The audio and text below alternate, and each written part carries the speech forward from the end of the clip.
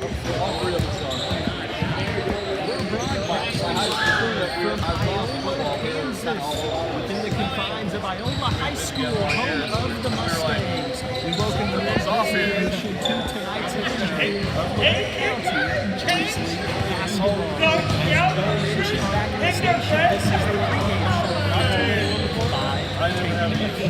Both Grizzly units tonight, the girls and boys, looking to round out one of the stock plays.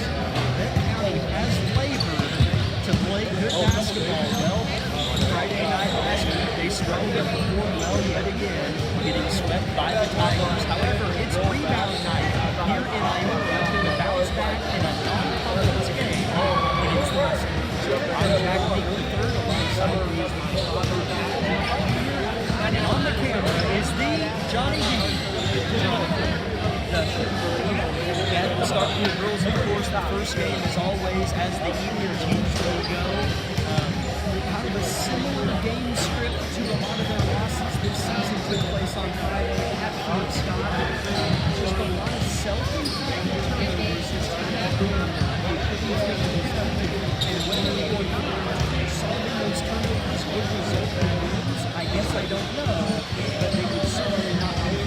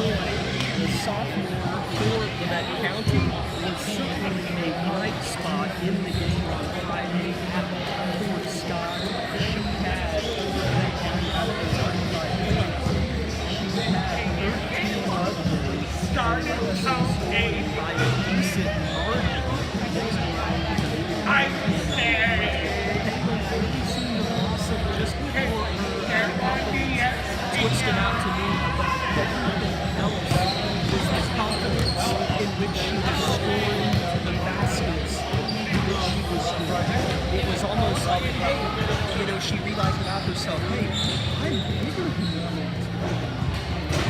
Maybe a little bit more skilled than the rookie. She really confidently attacked her and shoot like this. I could kind of almost see the confidence she was stepping into.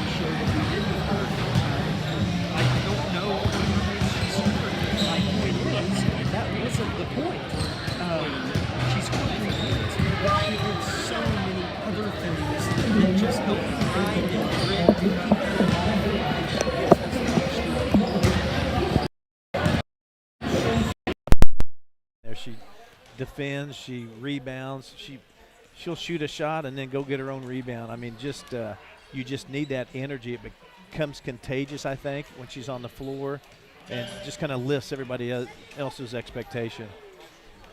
This is the Tank Connection pregame show of Labette County Lady Grizzly basketball, and if you're just joining us on the live stream, I think we just got the audio up and running on that. We've been covering Labette County's game on Friday night at Fort Scott, in which they lost by a score of 50-35. We talked about the bright spot that Kaylin McCoy was in that game, scoring 13 points, as well as you might have just heard us talking about sophomore as well, McKinley Baker, who really does a lot of those utility things for this Labette County women's team. We are 3 minutes until starters and tip-off. It's Mustangs and Lady Grizzlies. Let's step aside for 30 seconds and come back with an opponent preview of the Lady Mustangs.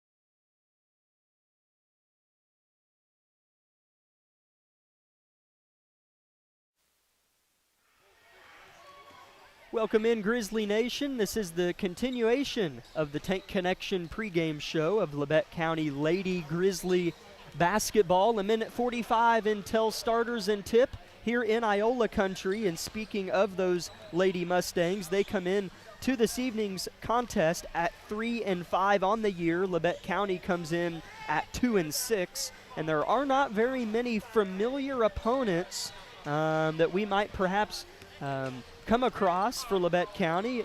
IOLA has played the likes of Santa Fe Trail, Osawatomie, Prairie View, Burlington. So we see a couple of those teams at the Burlington tournament here in a couple weeks. But the one common opponent that Labette County and IOLA do share coming into tonight are the Fort Scott Tigers. Well, the Lady Mustangs did not have success against them, as did we. Lady Mustangs fell before the Christmas break here at home to Fort Scott in the ladies' game, 67-40. So the Lady Tigers really put it on these Lady Mustangs by 27 points, and they beat us by 15 points a few days ago. So that can be at least a little bit of a litmus test or measuring stick coming into tonight. Perhaps this could be a real competitive game and one in which our girls could be the beneficiary of a nice win. That's tonight's opponent preview of the Lady Mustangs. We'll be back in 1 minute with starters.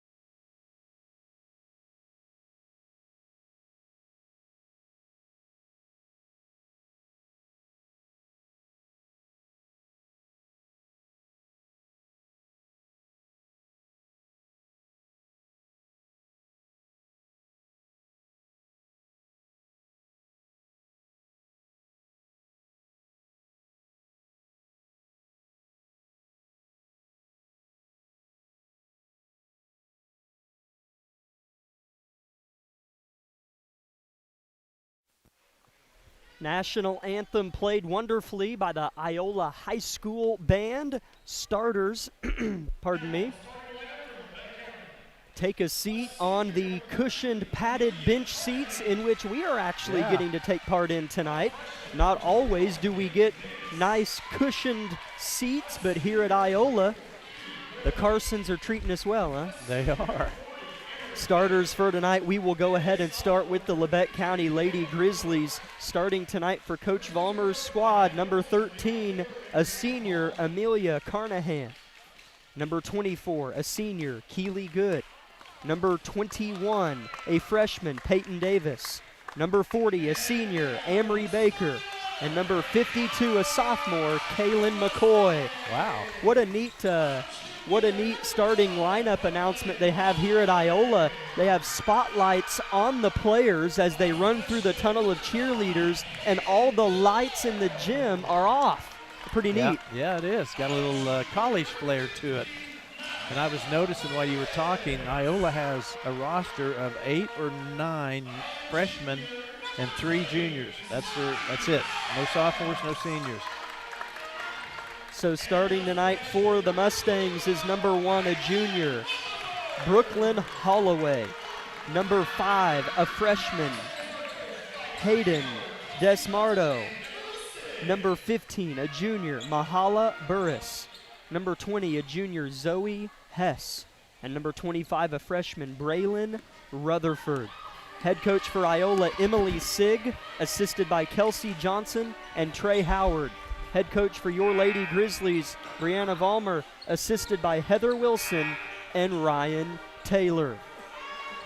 All 10 athletes waltz their way onto the lightly colored, modernized-looking basketball floor right in front of us. We're courtside on the west side of the gym, so we might have to deflect a few passes that might come errantly our direction. So Jonathan, about 2 feet to my left, be Johnny on the spot for some balls coming at our iPad tonight.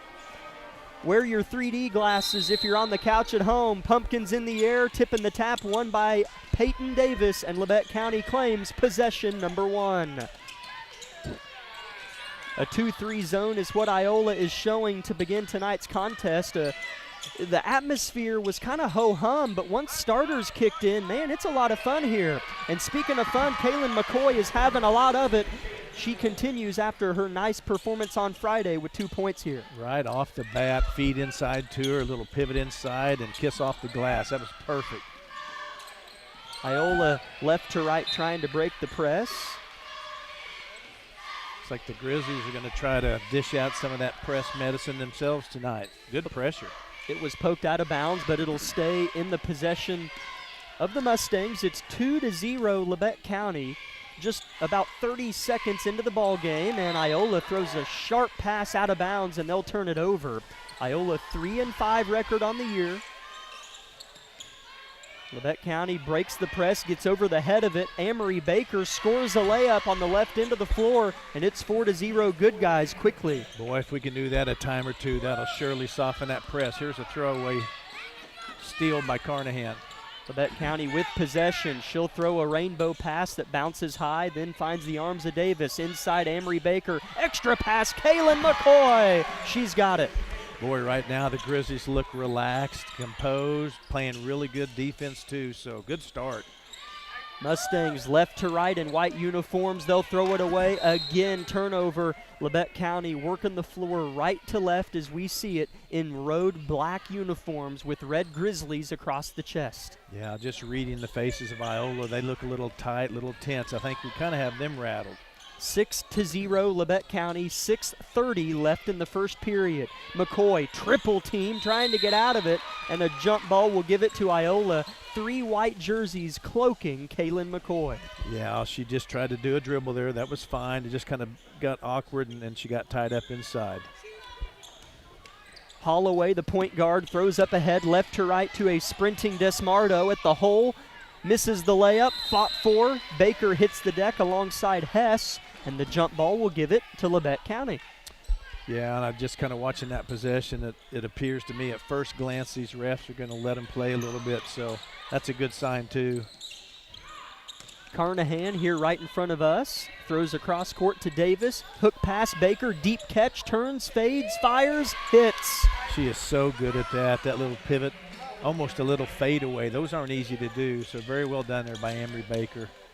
8-0 Labette County. IOLA breaks the press again. Desmardo at the hole, bumped by Baker and fouled. And 2 free throws coming up for the Mustang freshman.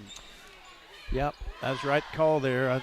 I couldn't tell who slid out, but someone left their position, and Baker had to kind of fill. So she was about a half a step behind the ball, the girl driving to lay in there, number 5. First free throw, a pure swish for DeMardo, a freshman.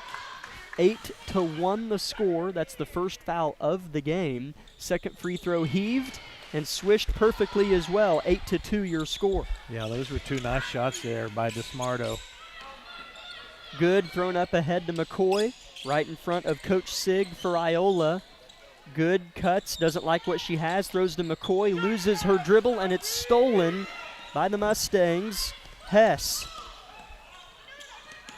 hasn't been, here's a turnover for Iola. Haven't been loads of just half-court sets, been a lot of turnovers resulting in pushing pace transition offense. Yeah, like a lot of games, it takes 4 or 5 possessions, it seems, for the frenzy to settle into more of a game plan. So that'll start to happen. Labette County's lead is 6, 5:23 to go, first quarter. Labette County, Davis beyond the arc, three-pointer, sharp off the rim to the left, rebound Kaylin McCoy, unselfish kick out, Davis floater misses, tipped by McCoy again, fought for, pinball, no jump ball, wasn't held long enough, good no call. Iola comes away in transition, a body bump foul, and DeMardo's going to shoot 2 more free throws, fouled by Carnahan. Yeah, that wasn't a bad possession for us offensively. You know, we got a shot or 2 and a rebound, so just didn't get the ball to go down. 2 dribbles in a quiet gymnasium, and DeMardo knocks down her 3rd straight free throw. Kaylin McCoy's going to check out.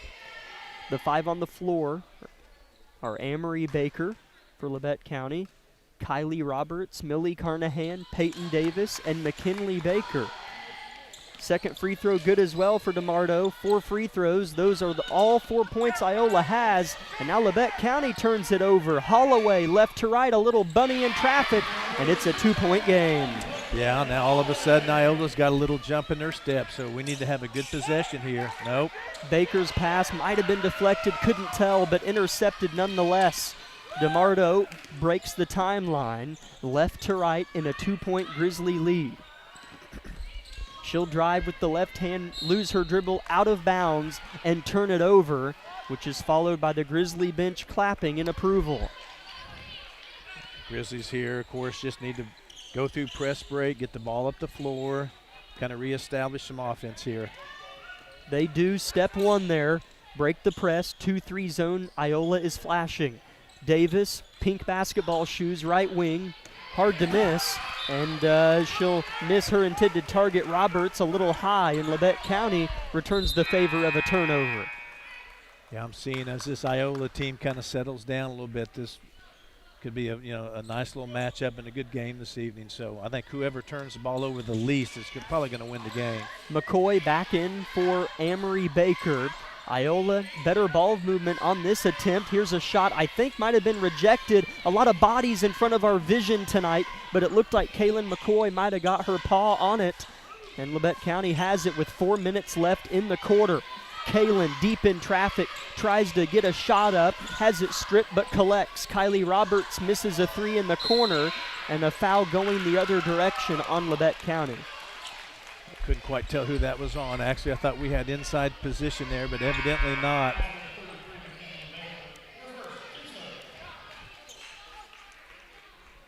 Eight to 6, Labette County leads. Peyton Davis checks out of the ball game. Keely Good back in. Iola looks to have settled into the game a little bit here. They're close to tying it, but Kaylin McCoy says no again. Got a hand on it, forces a turnover as the ball tumbles out of bounds. Iola's had a couple cracks at tying this game, but McCoy has been a force. They sure have. If we're going to press, that's fine, but we have to get back. We can't jog back. Kylie Roberts loses the dribble out of bounds with her left hand, and Iola's going to have yet another chance. Labette County scored their first 8 points of the game pretty seamless. In fact, they led 6-0, but Iola has made a push. 3:30 left in the opening period. Yeah, they sure have. It looked like we were going to run off with this thing. Now, looks like 2 pretty good balanced teams tonight. Labette County had him in a trap, but the Mustangs were able to get out of it. Left wing, DeMardo for the lead. Airballed short, it'll go out of bounds, and Labette County will have possession. That might be her first miss. I think DeMardo made 4 free throws in a row, so she can shoot. Labette County yet to get to the line tonight. They might hear Baker inside, goes up, no whistle. She was blocked, gets her own, hits the deck, and has it stripped. Mustangs with possession. I like that, though. Getting some inside looks. They're just tying us up. Holloway mans the ship offensively. Coach Vollmer watches on, bent at the waist, hands on her knees, watching her defense go to work. Holloway hits a cutting DeMardo at the hole, and we're tied at 8. Yeah, it's pretty obvious this DeMardo's their leader. I think she's probably got most all their points, so 8-8, got a good game going here. Timeout Labette County, 2:27 left in the opening period, back in 30 seconds from IOLA. At LABETTE Center, we have worked hard to make it easier than ever to start on your journey to wellness. The center provides a full range of mental health and substance use services to individuals of all ages. With expanded services and same-day access, you can begin your journey when you are ready. Visit our website at lcmhs.com to find out more about our services and begin your journey to wellness today. LABETTE Center for Mental Health. Help for today, hope for tomorrow.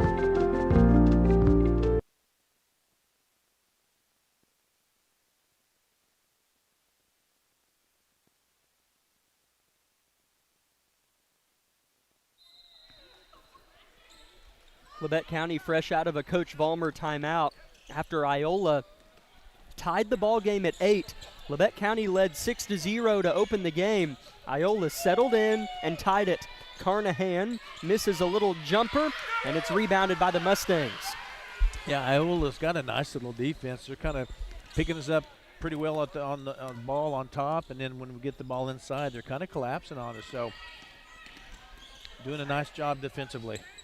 Under 2 minutes to play, first quarter. Tied at 8. Davis working hard on DeMardo, but the Mustangs somehow keep the heartbeat alive in the leather. 10-second shot clock. McCoy defending well beyond the arc. Forced to switch is good. 6-second shot clock. Deep post position. Shot is missed by Hess. Gets her own. Strip going up. Labette County has it. And a foul going the other way. The first foul of the game on Iola. I'm glad he called that. Sometimes when you get down low, teams just try no matter what to just get a jump ball, and they get kind of aggressive with it. So that kind of cools that down a little bit when the ref will call that a foul. Davis throws to Carnahan, who heaves one up ahead to Keeley Good, breaks the pressure from Iola. Left wing Peyton Davis flips back to Millie. One more Keeley. Minute 20 first quarter. Settling in the corner, Good throws to Davis, who cuts, shoots, and is fouled. And the first free throws of the night are going to come from the Grizzly freshman. Yeah, that's one thing I like about Peyton Davis. She's, man, downhill, goes to the bucket, wants to try to score, and that time drew the foul. So well done there. First free throw, high arcing and good. McKinley Baker into the game, a sophomore in place of the other sophomore, Kaylin McCoy. So Labette County back up 9-8. One more free throw to come for Davis. And Carson Moore in the game as well for Labette County. Second free throw, a pure swish for Davis. So we're seeing a lot of Keeley Good and Millie Carnahan, two seniors on the floor, as Millie's going to get a steal and a jump. We'll keep it with Iola. But you have Millie Carnahan and Keeley Good, two seniors for Labette County out there right now. And then three Grizzlies we're going to see a lot of for the next few years. McKinley Baker alongside Carson Moore and Peyton Davis. Floater for Iola is short. DeMardo put back, missed. And underneath on the rebound attempt from the backside is Hess. And it's tied at 10. We talked a little bit about that in the first of the game. We can't give teams 2, 3, 4 attempts down there. Have to rebound. What a nice pass. McKinley Baker misses underneath. Had kind of a tough angle. Gets her own rebound. Yep. And another held ball will keep it with Labette County. Who threw her that pass, fellas, from the right wing? Who threw that pass? I'm sorry, I didn't see that. That was a really nice one. Might have been Millie. I couldn't quite tell, but I'm sure our viewers on YouTube could tell, but that was a really nice one. Yeah. Here's McKinley, right hand hook is good. What a nice looking move. Yeah, she's a difference maker, man. When she's out there, things happen. So really like her energy she brings. Labette County leads 12-10. Good ball game here. IOLA can hold for the final shot of the first quarter. The shot clock should be off. There's a 2-second difference between the game clock and shot clock. 14 seconds left on the game clock here. They do shut the shot clock off. Holloway for three, misses everything but the backboard rebound. McKinley Baker. Carnahan. Vollmer says go. 3 seconds, 2 seconds. Extra pass. Davis got it off in time, but it's off the mark. And at the end of the first 8 minutes, Labette County leads 12-10. This is going to be a good game. You're not going to want to go anywhere. Back in 1 minute on KLKC. Here's a bright idea. Make sure you put your pants on before leaving the house. Sure, it seems simple, but sometimes simple doesn't happen. At Idea Tech, we think it's simple to have real people who live in Kansas helping customers. We understand that not everyone in our industry agrees, but then again, not everyone puts on pants before they leave the house. We think it's important to get the simple things right. Putting our pants on and providing local customer service. Another bright idea from Idea Tech.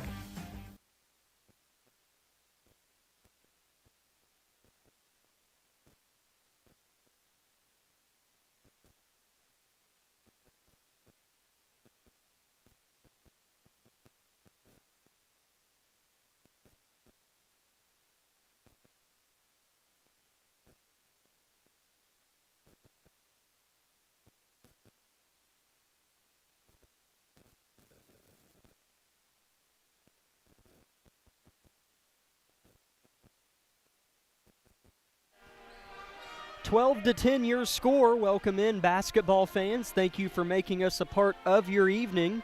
However you may be listening or watching, we appreciate your viewership. IOLA will have the basketball to begin the second quarter. Labette County gets a trap and a steal. Stepping out of bounds while grabbing the ball was Rutherford, and Labette County gets possession back within 8 seconds of the second quarter. That's a nice job there with that trap. Kind of created a little bit of stress and issue, and the IOLA player stepped out of bounds, so well done there. Nice transition push by Labette County off the inbound. Baker misses a little 7-footer. It's tipped out, I think, by IOLA. It is, so Labette County will keep. As you, if you're on YouTube, you're about to see a bunch of Grizzly men walking in front of the camera. That's the varsity boys team walking into the gymnasium to support the varsity girls here. Headed to the locker room first here. Here's Amory Baker on the block, fighting in traffic. I think he's going to call a jump. He does. So it'll stay with Labette County. I think he called a jump.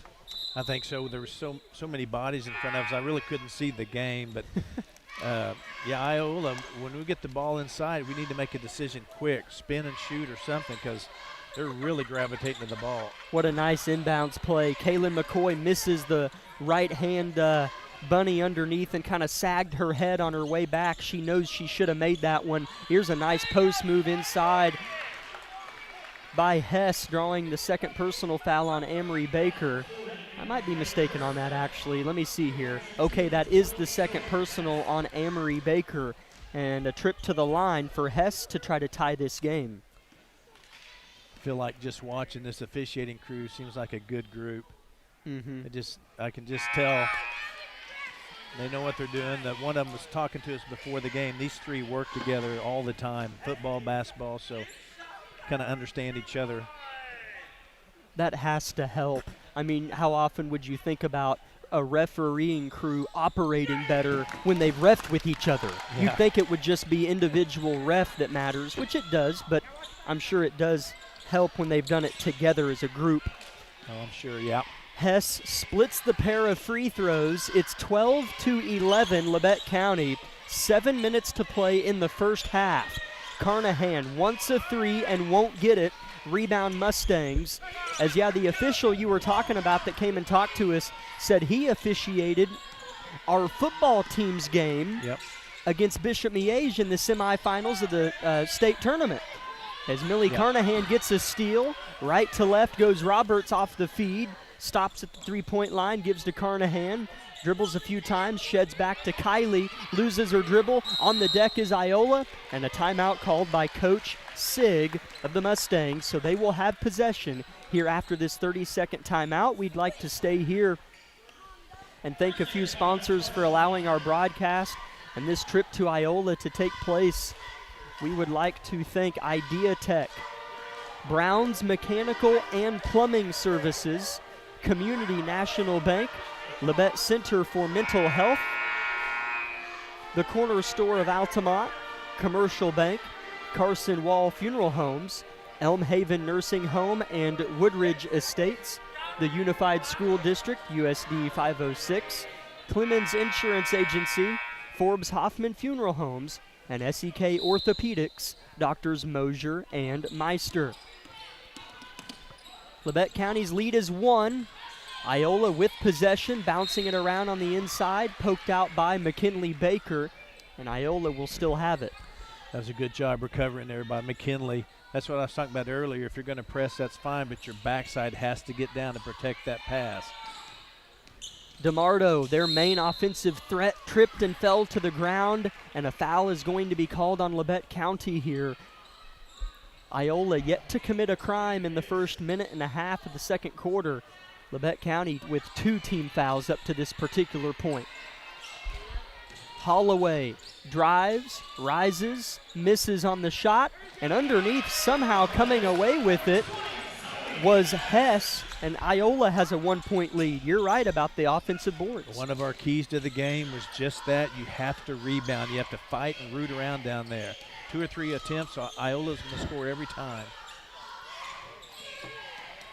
Carnahan, tough, long floater, misses strong. Rebound Hess, long flip Holloway. Already inside the paint, misses the layup, contested well by Labette County's defense. And now they're going to look to push pace. It's not quite there, so they'll settle into a half-court set. Yeah, we need a couple things to go our way. We need a little bit of mojo back we had earlier. Roberts, left elbow, McKinley Baker takes a dribble in traffic, falls on the deck, finds Roberts, misses the layup, and Kaylin McCoy does a nice job of poking it out. Labette County keeps a possession alive, and Kylie Roberts swishes home the game's first 3-point shot. Gosh, how nice was that, and just on time, but you're right. McCoy does such a good job of swatting balls back out to her guards. And she does a good job of swatting shots. She defends this one well yet again. Labette County back with the ball, up by 2 after the Roberts 3. Here's a kick out. Carnahan wants a 3. Misses. Backside board, McKinley Baker. Misses. Fought for, tipped out off of Labette County. Iola will have it. A lot of second chance opportunities for both of these teams. Yeah, we had some chances there. McKinley, again, was in the right place at the right time. That one was just so close. We got some Mustang faithful behind us. I love it. Carson Moore with a steal. Back in the game and having an impact. McKinley Baker, what a pass to Davis on the block, and she's going to shoot 2 free throws. McKinley threw that pass from half court. Yeah, I mean, that thing was like a 180-degree angle. I don't see how she weaved it through 3 or 4 white jerseys. That was a great pass. So Davis rewarded with a trip to the line. First free throw up and no good. I feel like this is an appropriate time to thank Grizzly Nation for answering the call. I walked into church on Sunday morning and was handed a bag of sour Skittles. And I just thought it was so funny. And it was so kind, by the way. So yes. kind. And Davis misses the second free throw here. And we sit down and get everything set up, and I'm brought another bag of sour Skittles. Grizzly Nation is as nice as they come, let me tell you. You should be ashamed a little bit of that. Hey, what? Remember, I never asked for sour Skittles. I only said I like them. Ball is poked out of bounds here. Labette County will have it underneath their own rim. That was a great hustle by Kylie Roberts right there, too. I really like peach rings. All right, well, we can't start this. It stops with the Sour Skittles, all right, Jonathan? Labette County underneath. Here's Carson Moore. Are they going to count the shot? I don't think it went. Oh, it didn't go in? Okay. Up through the bottom. I'm looking around the iPad on some of these shots that's set up here in front of us. But I did seriously want to say thank you to the fans that heard me, and whether it was kind of jokingly or not, I do appreciate the Sour Skittles. That's awful kind. Carson Moore makes the first free throw. Labette County leads by 3, and the second is good as well. Carson Moore, good job that time, and good job rebounding. She was down there fighting and getting second and third attempts down low. Now we get a little pressure, get a turnover on a travel, so good job, ladies. 17-13, Labette County leads and has the ball. IOLA hasn't gotten a shot off on their last 2 possessions, so the game is definitely settled back in. Carnahan for 3, strong by just a few inches. Rebound Davis, tries to throw it off her defender, but stepped out of bounds first. IOLA gets it back. 4 minutes to play, second quarter. Yeah, we strung together 2 or 3 good possessions, though, so I feel like we're getting a little bit of momentum back. DeMardo, who had 6 points in the first quarter, has not scored in the second, and here's a turnover by Iola. Labette County right to left with a little bit of pep in their step here. Carnahan near corner to our left. Good left wing. Ball movement away from her. Looking inside for Carson Moore. They go to her. Takes a dribble. Shoots into her defender. Blocked. Rebounded by Rutherford. Yeah, Carson always looking too. She gets the ball, tries to spin and get a shot. Well done. Holloway, jumper, short, saved. DeMardo, layup, good. What a effort creating 2 points by Iola right there. Yeah, I feel like that was kind of a fortuitous situation. We feel like we should have got that one, so let one slip away right there.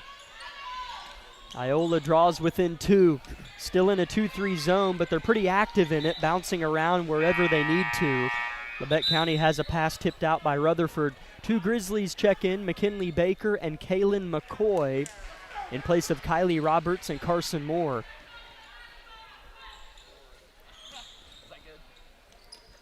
Keeley Good hits a flashing McKinley, fades, fires, and misses. Tough shot angle, tipped out by the Mustangs. Into the game for the first time tonight, Cameron Willie. Labette County will inbound. Carnahan to flip it.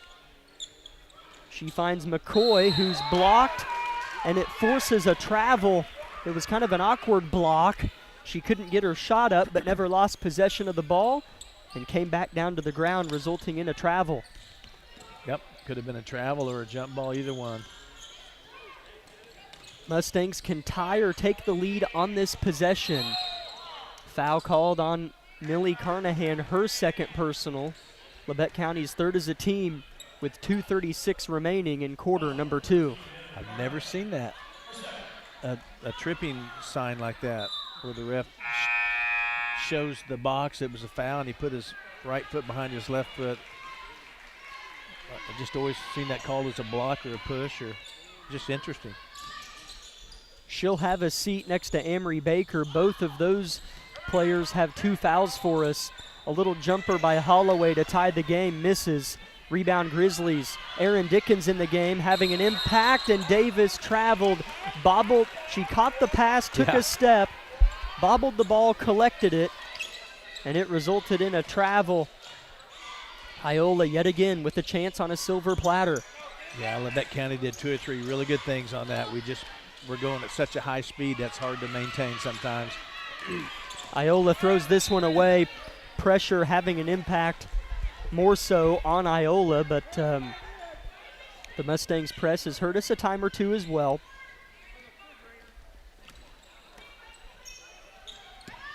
(17-15). Keeley Good took an extra step before passing and turned it over. Labette County was up by 4 and had the ball just a couple minutes ago, but couldn't balloon it. And now Iola's had 3 chances now to tie or take the lead. Yeah, one of these times, I'd like to see us break that open, like you said, get to 6, 8, 10 points. Maybe we can maintain it. Missed shot underneath and then a subsequent foul. on IOLA, each team with 3 personal fouls. If you can hear a wrapper crinkling in the background as the ball comes our direction, it'll stay with Labette County. It is Jonathan eating my sour Skittles. 17-15 is the score. Labette County in front. McCoy, deep catch, looks to score, goes up strong and makes it happen.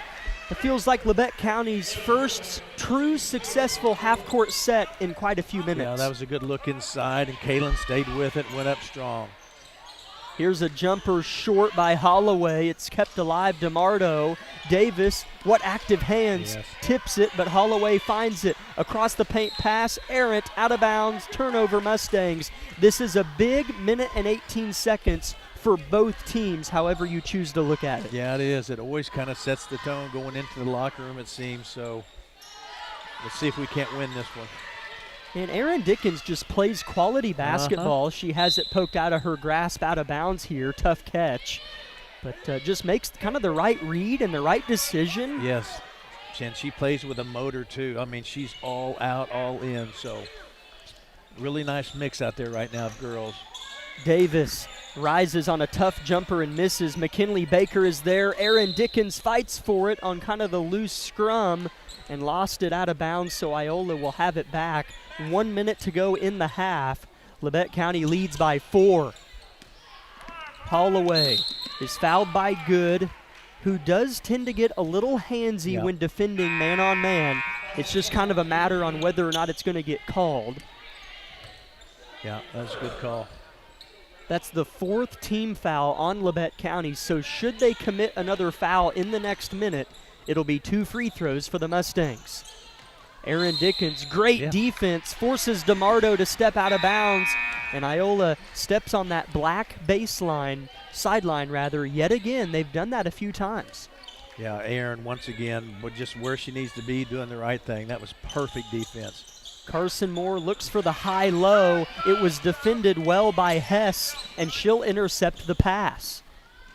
Sometimes when you try to get it inside, those things happen. You know, she's looking for the right thing. Holloway misses on a 3. Long rebound tracked down by IOLA. Credit Rutherford for the rundown of the basketball. Her pass was shortly after that deflected out of bounds, and she'll inbound from the deep corner. DeMardo back to Rutherford. Finds Willie. And a jump ball will keep it with IOLA, and the shot clock will be turned off. 25 seconds remain in the first half, with Labette County leading 19-15. See what Iola's coach kind of dials up here. Are they going to try to hold for it or just take an open shot? Dickens bats it out of bounds with her right hand. IOLA will try again underneath their own basket to inbound. Rutherford, the inbounder, holds the ball chest high, throws short corner. One dribble, a shot by Hess, misses. Rebound Carson Moore. And now Labette County has 17 ticks and possession left in the half, up by 4. Kylie Roberts looks to drive with 10 seconds remaining. Carson Moore, left wing Davis, a long 2-pointer, misses off the heel. Rebounded by Hess. 3 seconds, she doesn't quite notice. 1 second, no, and a blocking foul called on Davis. And 2 free throws coming for Hess, who showed no signs of even getting across half court before the buzzer sounded. Yeah, I hate that because that's a foul that Peyton doesn't need at that time. Again, she's always competing, always trying. The effort, everything's admirable about that, other than she simply didn't need it with 2 seconds left or half a second left. Hess misses the first free throw with 0.4 seconds on the the game clock. So perhaps as this second free throw is on the way and good. So the foul by Davis does cost us a point. Ball is inbounded, and Roberts can't get a shot off. So at the end of 16 minutes of play, that's one half, Labette County leads 19-16. We will be back in 5 minutes with the Eye Care Associates of Parsons halftime show.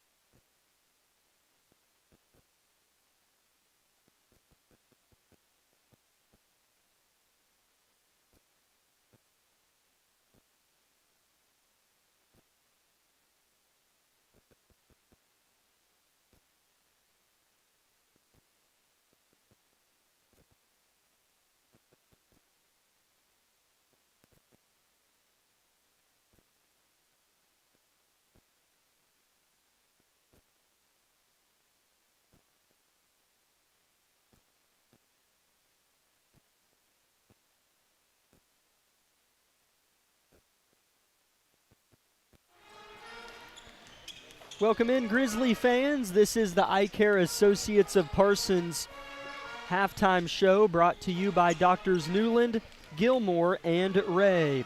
A few other sponsors we would like to finish off thanking for making our broadcast possible: Tank Connection, Labette Community College, Wood Insurance Center, Labette Bank, the Bartlett Co-op, and Labette Health.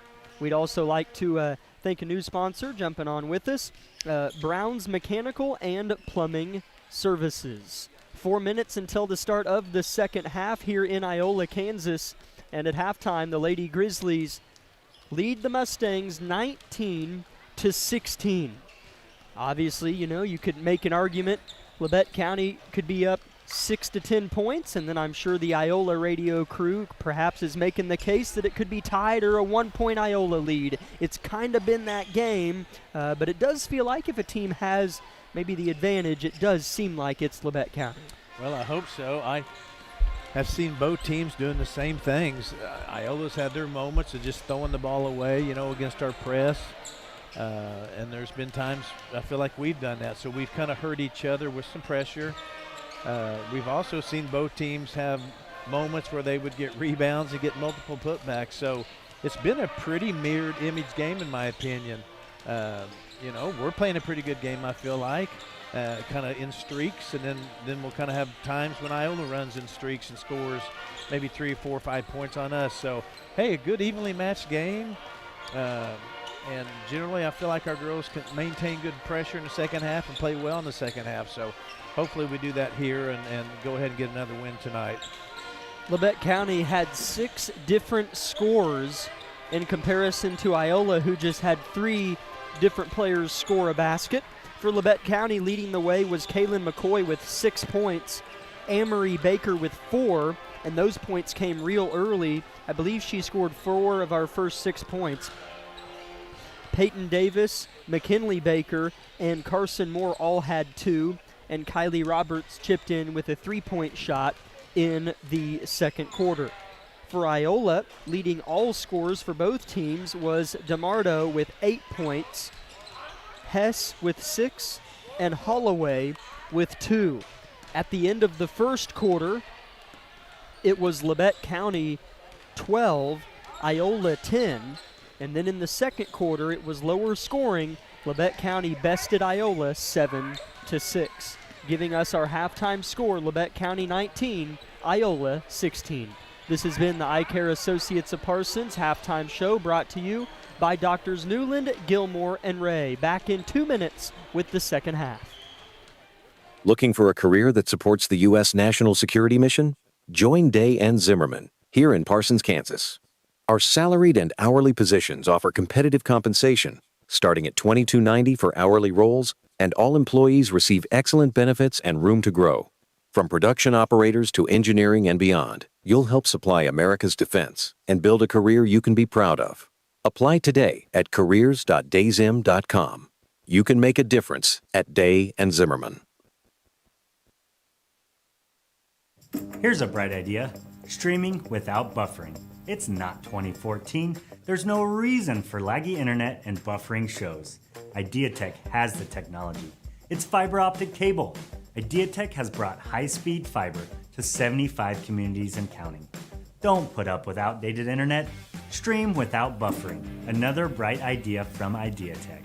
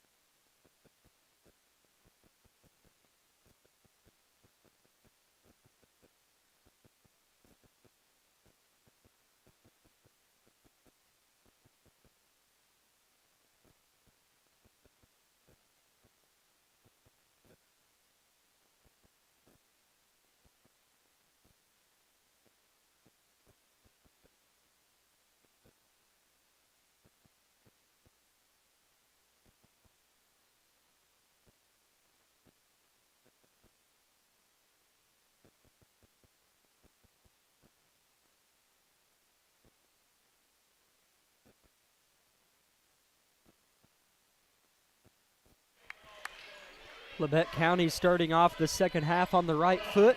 Amory Baker fouled going up underneath the basket. She will shoot her first free throws of the evening and swish the first one home. That was a nice move. She's so good at that, especially going left. I feel like she's more comfortable going that direction, so great start there. Second free throw dies off the front of the rim and is rebounded by the Mustangs. Labette County's lead is 4.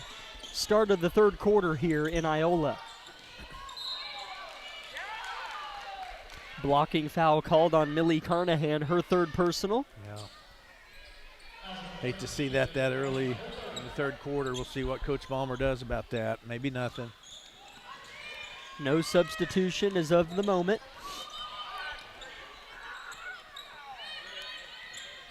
Holloway's pass inside is well out of reach of DeMardo, and Labette County will have back possession.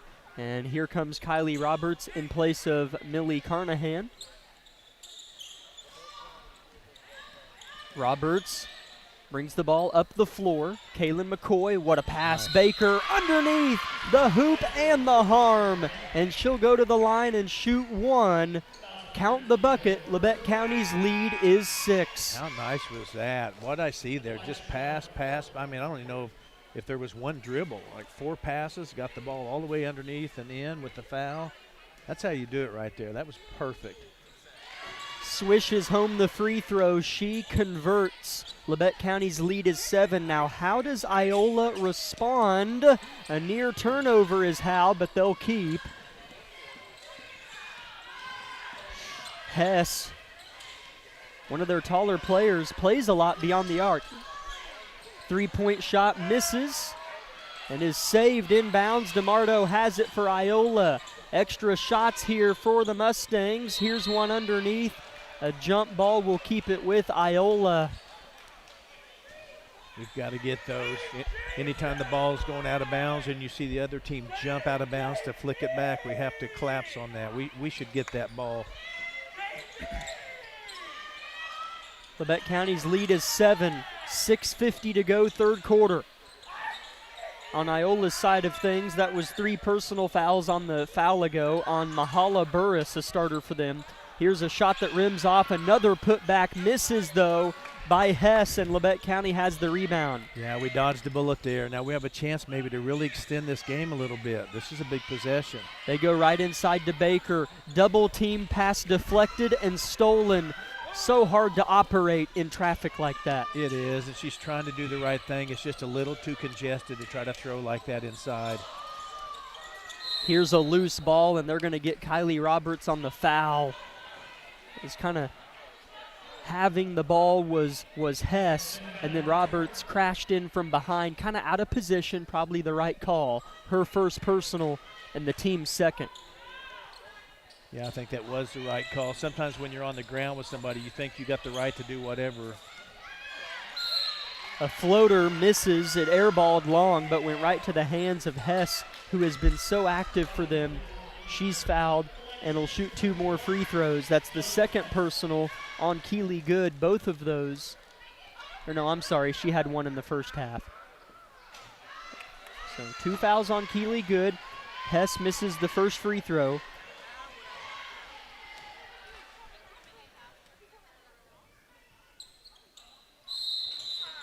The second is no good, but whistles come in, and I think it was a lane violation on the Mustangs regardless, so Labette County has the ball here. McCoy surveys her options. Kylie Roberts penetrates, finds Baker, flashing, ball is loose, she picks it up. Roberts catch and shoot 3, misses, tipped by the Grizzlies, couple girls in there, and guess who has it for the Mustangs? Hess. Yeah, she does a nice job for a 5 post player, bringing the ball up, so she's a nice player too. 5:40 to go, third quarter. Holloway, corner pocket 3, misses. Rebound Keely Good. Roberts dumps a pass ahead to Davis. Keely Good backside right wing, picks her dribble up, Roberts harassed, no whistle. Davis, head fakes, nice one, underneath. McCoy deflected and stolen by Hess, and then a foul going the other way. Labette County's so close to going up 9 points, but it's still stuck at 7. Yeah, just trying so hard, and Peyton got a little frustration foul there, I'm afraid, so just working hard and trying to make things happen. Sometimes that can go against you if you just try to overdo it. That's 3 personal fouls on Peyton Davis. She has a seat alongside Amelia Carnahan, whom has 3 as well. Mustangs sloppy with it, throw it away. McKinley Baker comes down with the ball, throws it away, and now Iola gets it back. I tell you though, McKinley Baker was harassing the point guard up here, just really a go-getter. Can't say enough about it. Timeout Mustangs. We shall return in 1 minute on KLKC. At Labette Center, we have worked hard to make it easier than ever to start on your journey to wellness.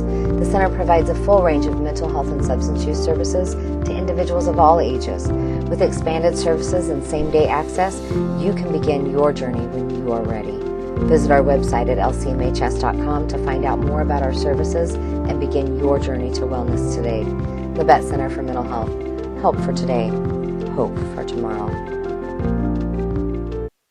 With many years of combined experience, Eye Care Associates of Parsons has set the framework in providing comprehensive eye health examinations for all ages and routine vision care for families throughout the 4-state area. Our optometrists and staff provide remarkable care with state-of-the-art technology to help with diagnosis and management of eye health conditions. Give us a call or visit our website to schedule your next eye exam. Eye Care Associates of Parsons. Experience modern eye care.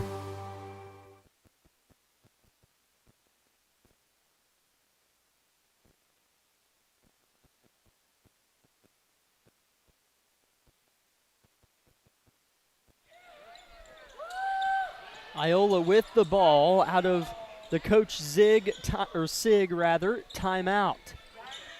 23-16, Labette County leads into the game for the first time tonight. Number 2, Cashin Curry, a freshman for them. We have a travel up top on the Mustangs, and Labette County will get it back.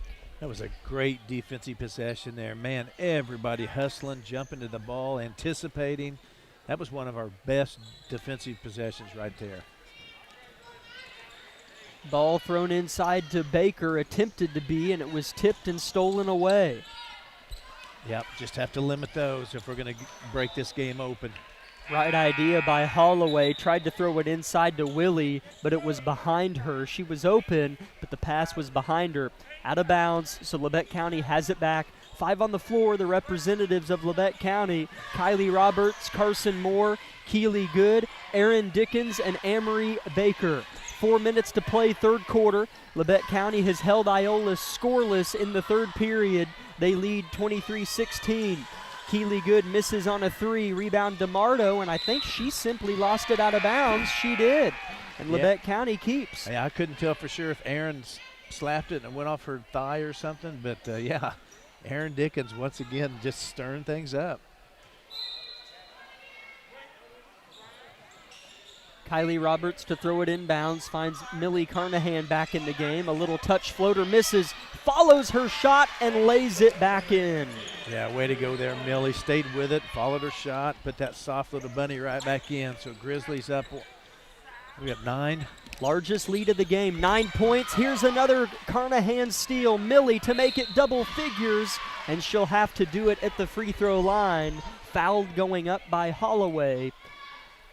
What a nice little move there, too, by Millie. I don't know if you could see it or if you were blocked, but she was driving and she kind of hesitated, pulled up a little bit. Her defender stepped back, and then she poured it on again, so kind of gave her the edge. They actually put the foul on DeMarto, and Millie misses the first free throw. She'll get one more. Labette County leads 25-16. The free throw rims off. An empty trip to the line for the Grizzlies senior, but having an impact right away after being subbed back into the game. Yeah, See if we can't get another good defensive stand here. Holloway's high arcing three comes up short. Carnahan finds herself with it after the Baker rebound. Yeah, good job fighting in there by Baker to limit that to one possession, or one shot rather. Carson Moore triple teamed at the free throw line, and a foul called. And that's the fourth as a team on the Mustangs. That's where Labette County has had some trouble, is kind of when they throw it to the block or the elbow. IOLA, that's right in the heart of that zone, and they just make it hard on us to pass out. That's what I was saying earlier. If you catch it inside, you have to turn and shoot immediately or kick it out. You can't hold it very long. Kylie Roberts throws the inbounds pass away, but the layup is missed by Holloway, and out of bounds. The ball goes on the rebound off of her. So Labette County dodges a bullet, and now they'll have the ball working it left to right, up by 9. 3 minutes to play in the third quarter. Yeah, another bucket here would sure do some damage. Baker going to try to provide. Amory off the glass, misses. Roberts was there. Somehow Carson Moore ends up with it. Millie. Roberts in the corner. 3-ball good. No a 2, but Labette County leads by 11, largest of the game. Yeah, she's a nice shooter, and almost steal there by Carnahan. IOLA in trouble. Labette County can smell blood in the hardwoods. 2:15 to go, third quarter. 27-16 Grizzlies. IOLA scoreless in the third quarter so far. Yeah, IOLA desperately needs something good to happen so they can kind of get a little bit of something going their way. They dump it inside, tipped by Hess, stolen by Labette County, and then a subsequent foul on Hess. That's the 5th as a team, and it'll be 2 free throws for Labette County at the other end. Feels like Iola's unraveling here a little bit. I'm seeing some body language and just a little bit of frustration out of some of their players. So, you know, this is our chance to kind of really do something here, maybe break this game open. It's Amory Baker at the line shooting the free throws for the Grizzlies. She's 2 for 3 from the line tonight and is now 2 out of 4 as she misses the first free throw of 2 here. The second one is no good as well. Rebounded by Hess, who's quickly guarded by 2 Grizzlies and throws it away. Davis on the interception, and then Hess with an interception of her own, and the pass well in front of her target, out of bounds. Labette County gets it back again. Yeah, both teams and both fan bases are probably saying the same thing. Protect the ball. Don't throw it away. Minute 45, third period. Aaron Dickens jump stops, throws back to Davis. Baker back to Dickens. Open in the corner, a long 2. Misses. There's Amory. Put back. You bet. Labette County's lead is now 13. That was nice. Some good ball movement, a good look at a shot, and a putback by Baker. So that's just textbook there. 6 third quarter points for Amory Baker. 10 points on the game and leads all scorers. And it is crumbling to the ground for the Mustangs. A backcourt violation whistled in. A couple subs for Coach Vollmer, Kaylin McCoy, and Keely Good back in, as well as McKinley Baker. Alongside those 3 is Kylie Roberts and Peyton Davis with 1 minute and 15 seconds to play in the third quarter. McKinley Baker nearly gets a layup to fall. Long rebound out off Keely Good. And now IOLA will try to score their first points of the third quarter.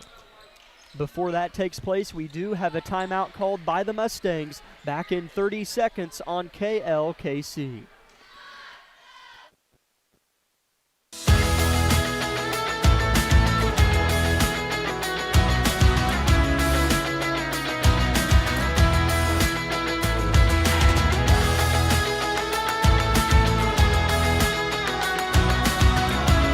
Reaching your goals is closer than you think at Labette Community College. With 25 programs of study, 6 certificate options, and a campus that cares, your journey at LCC is sure to lead to success.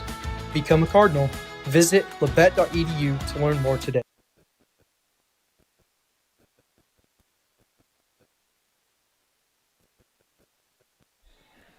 Labette County leads by 13 points with 1 minute to go in the third quarter. IOLA scrambling and throws it away. Labette County really putting their foot down in this third quarter.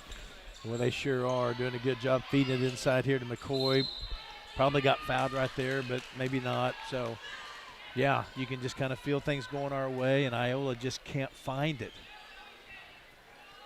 Labette County will throw in underneath their own rim, and it's thrown right to the Mustangs. Off the inbounds, IOLA with the basketball right to left. 40 seconds left in the third quarter. Holloway passes tipped.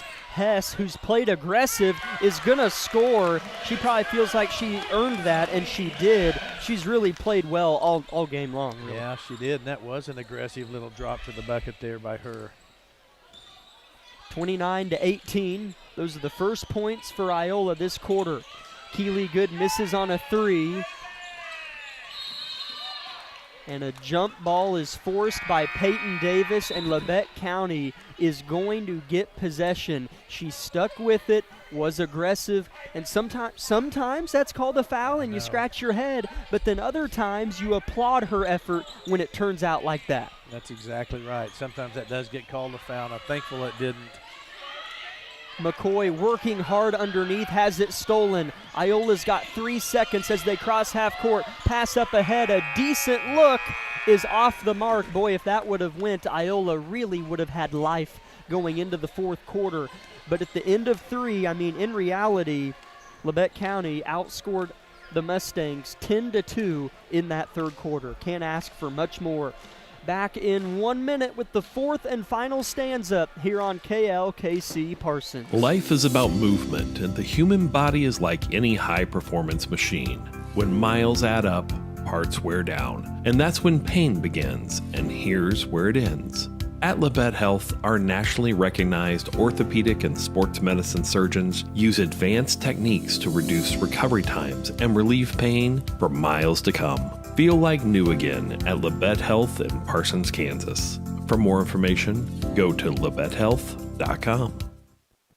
With many years of combined experience, Eye Care Associates of Parsons has set the framework in providing comprehensive eye health examinations for all ages and routine vision care for families throughout the four-state area. Our optometrists and staff provide remarkable care with state-of-the-art technology to help with diagnosis and management of eye health conditions. Give us a call or visit our website to schedule your next eye exam. Eye Care Associates of Parsons.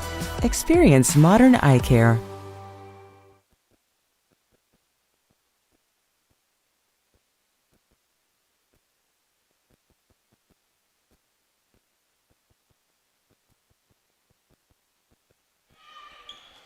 Iola with the basketball to open up the fourth quarter. Pass inside by DeMardo is poked out of bounds, I think, by Kaylin McCoy.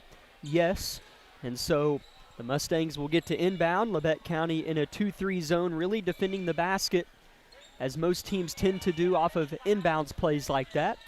Thrown in to DeMardo, who had a great first half, but is yet to score in the second half, as has been the case with most Mustangs. Three-point shot misses strong by DeMardo, and Labette County rebounds. Labette County's defense continues to play really well. Keely Good misses on a three. Rebound by Hess. Lowered her shoulder into Baker, but I think they're going to get Keely Good for a foul. Hess getting a little bit fiery here. Playing really hard, though.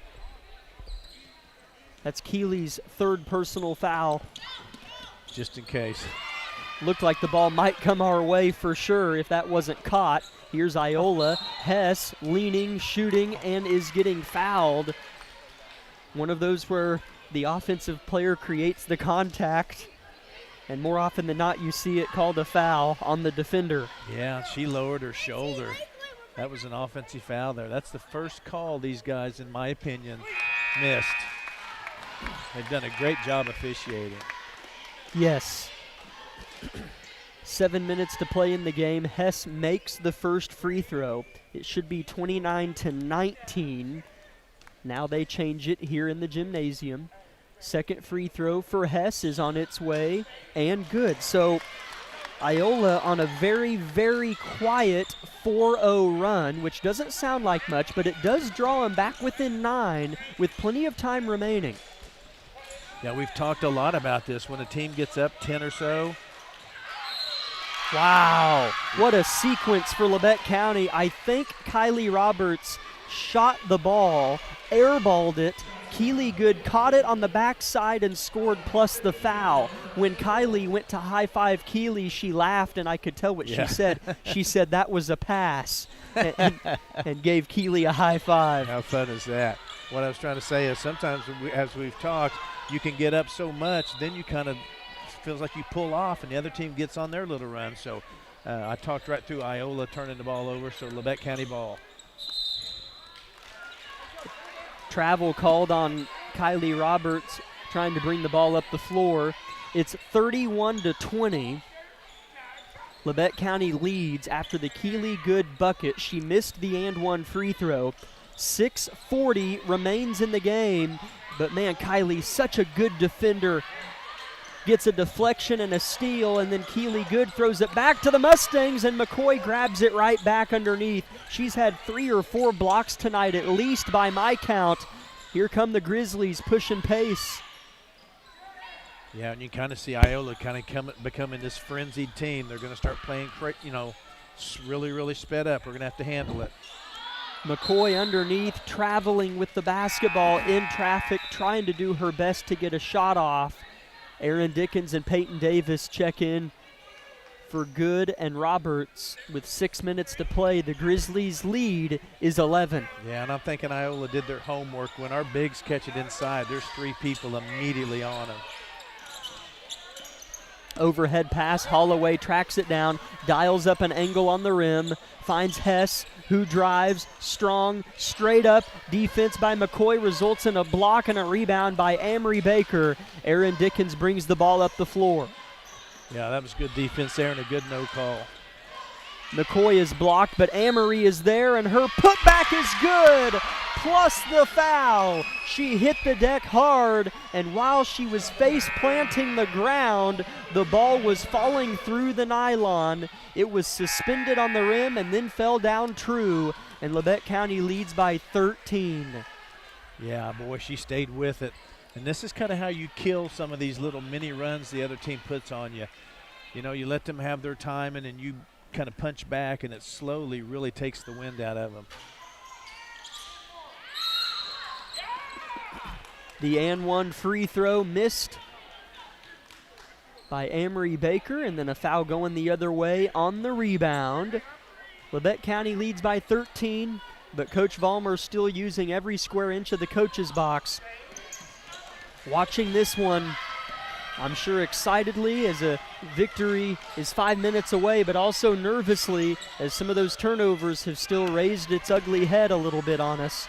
IOLA turns it over here in transition though. Peyton Davis calling for it inside, flails up a shot that misses, and then a foul going the other direction on Davis, who soared in to try to create the jump ball on Hess, and that's her 4th. Yeah, Peyton always plays that speed. That last shot was probably a little bit forced. She would tell you that. So we don't have to take those kind of shots really right now. Hopefully we keep defending how we have been. Here comes DeMardo right to left. Good straight up defense by McKinley Baker, and she'll just watch the ball fall out of bounds. And the ref points in Labette County's direction. We'll get it back. Peyton Davis subs out of the game. Kylie Roberts checks back in. I really like how Coach Vollmer's been subbing. We've had some really neat combinations of kids in that play well together. Aaron Dickens finds herself with the basketball at the heart of the floor.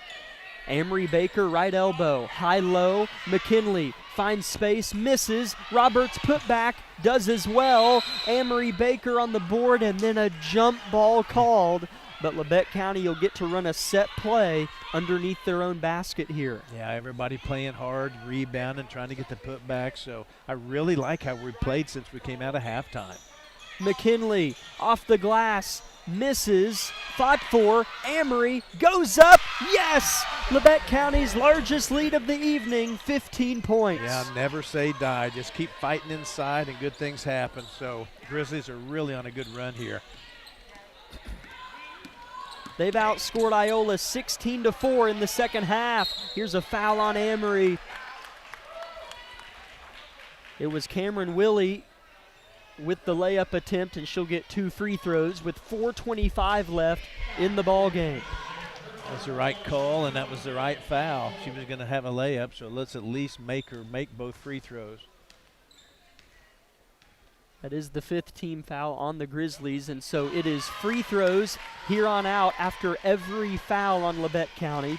The first one is good from Willie, a player that comes off of the bench for Coach Sig.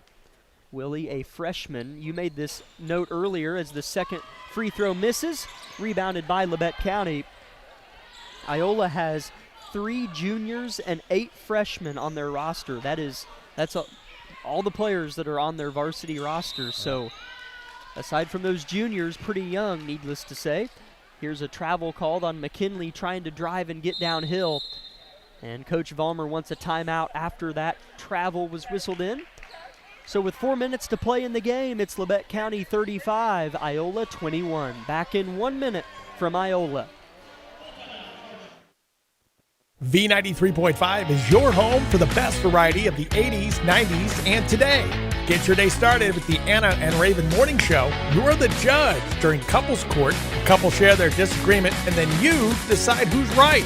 Think you know pop culture trivia? It could pay off, and you score the cash jackpot when you play Can't Beat Raven. Krause in the House gets you home every weekday afternoon starting at 2. Stream us anytime, anywhere at klkcradio.com.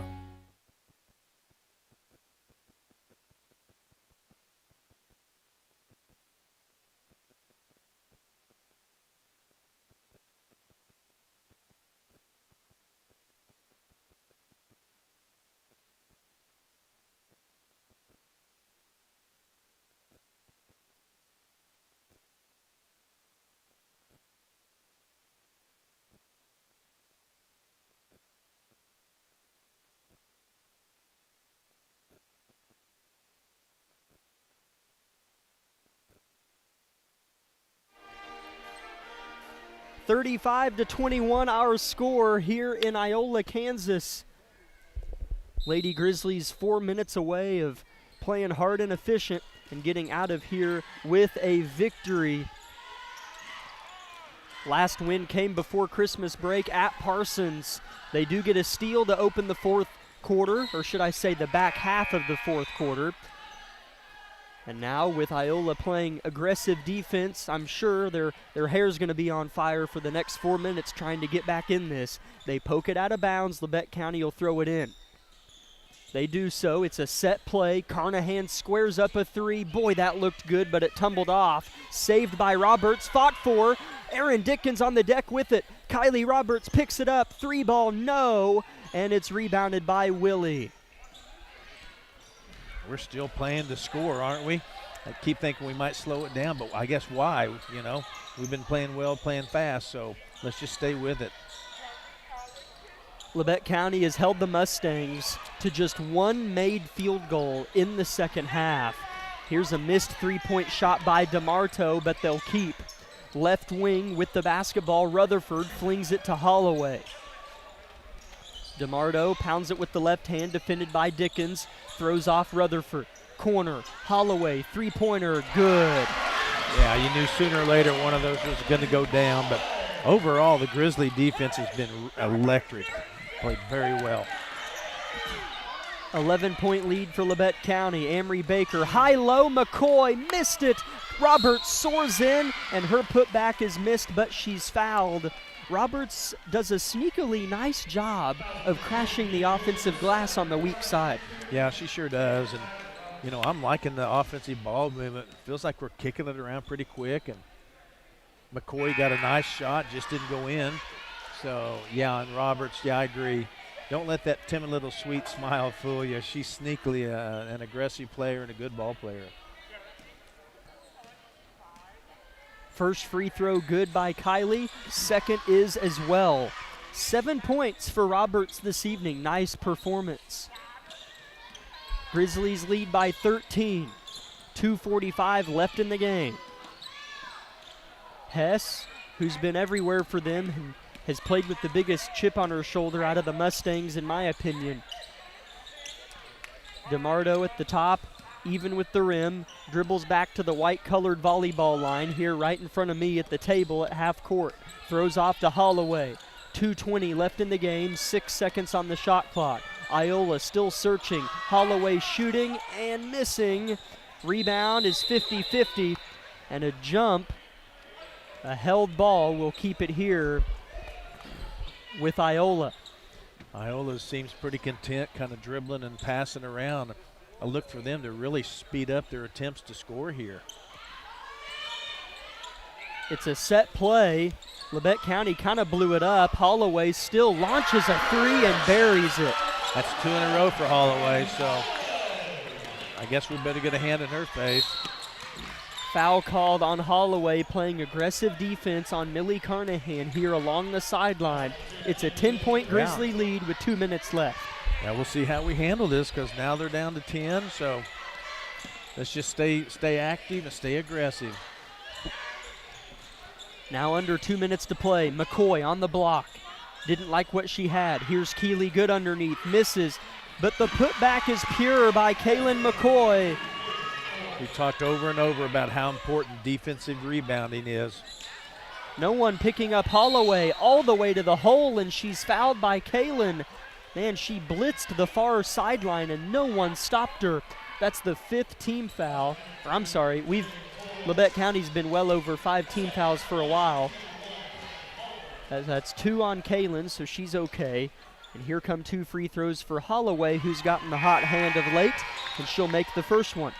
Yeah, I'm not even sure on that last possession we knew where the ball was. Seemed like we got a little lackadaisical getting back. Second free throw, misses, rebound Davis. Peyton Davis back in for the Grizzlies. I would look for the Grizzlies here to, of course, stay in your offense, but only take a shot if it's a good shot. There's no need to take any silly shots here. Good is going to go ahead and shoot it, miss it strong, tipped out by Kaylin. Davis fires a three, misses short, rebound Mustangs. I mean, yeah, is Labette County going to win? Probably. But I'm with you. I mean, feel like we can kill a little clock maybe, but if we're going to win, it's going to be this defense we're playing. Look at Carnahan's hands. Stole it away and found an outlet, all of which in suffocating fashion from IOLA players all around her. So Labette County leads by 11, 39-28, with 50 seconds left in the game. IOLA does go ahead and foul Peyton Davis, and she will go to the line for 2 free throws.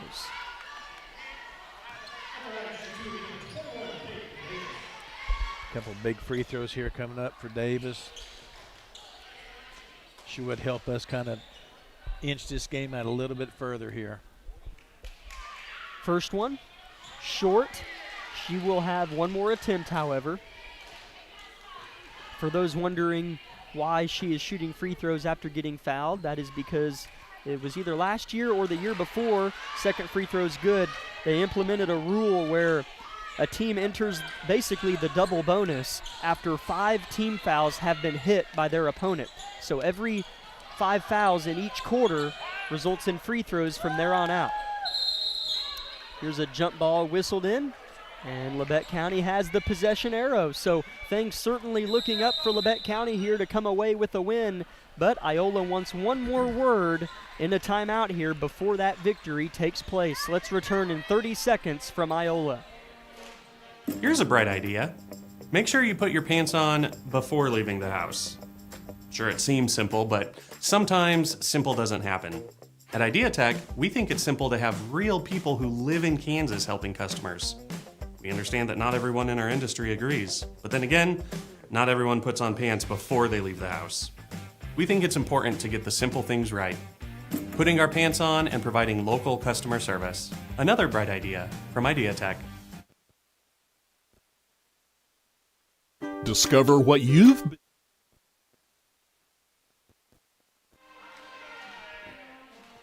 40-28, Labette County leads Iola in the ladies contest here on KLKC. Thank you for listening or watching if you're on our YouTube live stream on KLKC Sports.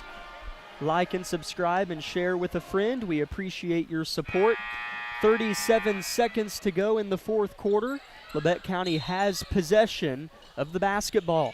Iola, of course, in a very tight press. Here's Keeley Good, nearly traveling, but held the pivot foot down just enough. Grizzlies need to get across half court. Carnahan pitches it to Davis, and their break is successful of the half court line. Iola just electing to play tight defense, and if they get a steal, so be it, but it doesn't look like they're going to foul with just 12 seconds remaining in the ball game. Labette County's, still Labette County getting a chance to kind of exercise their offensive movement, and they're going to go ahead and let the shot clock expire on purpose. And with 1.7 remaining in the ball game, Iola will inbound. Labette County leads by 12. Nice win tonight. Yeah, a little bit of a head scratcher why Iola after that timeout didn't just foul immediately. But, yeah, great win for the ladies here tonight. Labette County's now won 2 of their last 4 games and get their first wins after their first win post-Christmas break. 40-28, the final score. Labette County's second half really got them over the hump tonight. Nice win for Coach Vollmer's team. And I would assume that unless she's heading back, she will come join us at halftime of the boys' game to have a conversation about tonight's performance. 40-28, Lady Grizzlies win. Back in 1 minute with the Bowen Pharmacy post-game show.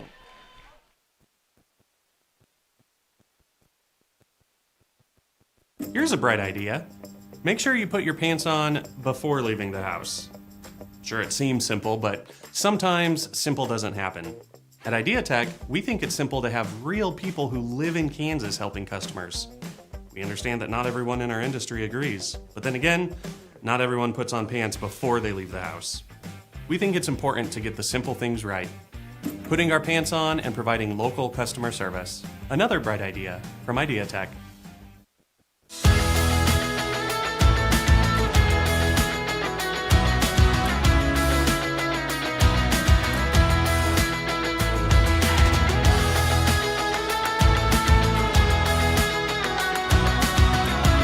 Reaching your goals is closer than you think at LABETTE Community College. With 25 programs of study, 6 certificate options, and a campus that cares, your journey at LCC is sure to lead to success. Become a Cardinal. Visit labette.edu to learn more today.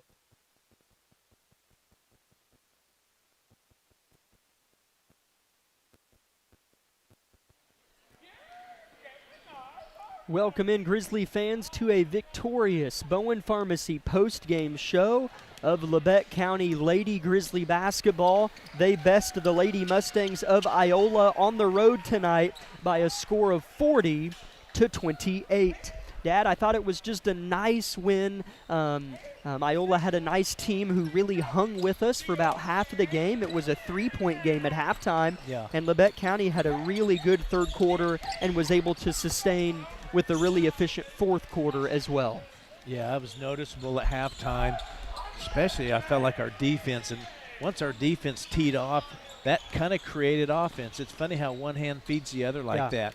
But something that stood out to me, too, or continues to stand out, isn't just the better play we're getting out of our starters, but I feel like Aaron Dickens, McKinley Baker, and Carson Moore are coming in and giving us some tremendous minutes and starting to kind of get that rotation where we don't step back much, even with our subs in. We maintain a pretty level team. So really, really pleased with how our girls, where they're at today versus where we were against Frontenac a month ago. Absolutely, absolutely. Those role players are kind of like offensive linemen. You know, the quarterback will throw for 300 yards and the offensive linemen don't get talked about, but they're the reason the quarterback threw for 300 yards. Yes. And so, yeah, absolutely, all those ladies deserve just as much credit just for making the victory happen. They do so many little things right. But as far as the scoring is concerned, Amory Baker led the way. Nice to see her really have a nice evening again. 14 points for Amory Baker. Kaylin McCoy with 8 points as well. So Amory and Kaylin combining for over half of our points, 22 tonight from the two Grizzly centers. Kylie Roberts had 7. Peyton Davis had 3, and then the likes of Millie Carnahan, Keely Good, McKinley Baker, and Carson Moore all had 2. For Iola, they had 4 ladies score. Hess had 10, Holloway had 9, DeMardo had 8. We held her scoreless in the second half, and Willie chipped in with 1 point. At halftime, it was Labette County 19, Iola 16, and in the third quarter, Labette County outscored Iola 10-2. And in the fourth quarter, 11-10, was a little closer there in the fourth, but overall, Labette County outscored them 21-12 in the second half, giving us our final score: Lady Grizzlies 40, Iola 28. Labette County will play host to Pittsburgh on Friday night, and they will go against Tristan Gegg's Pittsburgh Purple Dragons. How fun, how cool is that? Tristan Gegg, and one of her assistants is Carson Stewart, who was a good point guard for us a few years ago, a couple years younger than me, and just so cool. A lot of Labette County graduates that were good ball players for us are head coaches. Will Owens at Coffeyville, Logan Meyer an assistant, Tristan Gegg, Carson Stewart, Brianna Vollmer. It's just kind of neat. Yeah, you love to see your kids go and do good things and then come back like this. It has a really fun competitive edge to it. It'll be neat for Tristan and Carson to kind of walk back in the gym under a different setting and have to go to a different locker room to prepare for a game. It'll feel funny to them. That will be weird. So, yeah, it'll be fun to see Tristan and Carson walk the sidelines wearing a Pittsburgh polo or something like that on Friday as they come to town. So that'll be fun. So that'll be the ladies' next game as well as the boys. But we've got a boys contest coming up. Let's step aside for 4 minutes and come back with the Tank Connection pregame show of the boys contest.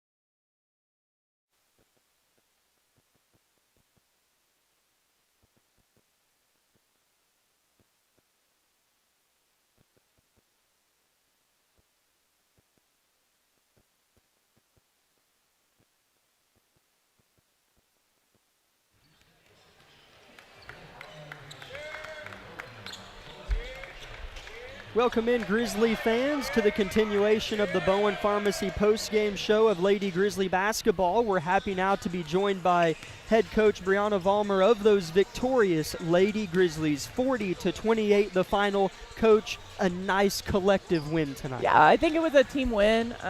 We needed that one. We needed a confidence boost. You know, we've been working hard. I've been coaching these kids up. I've been coaching them hard.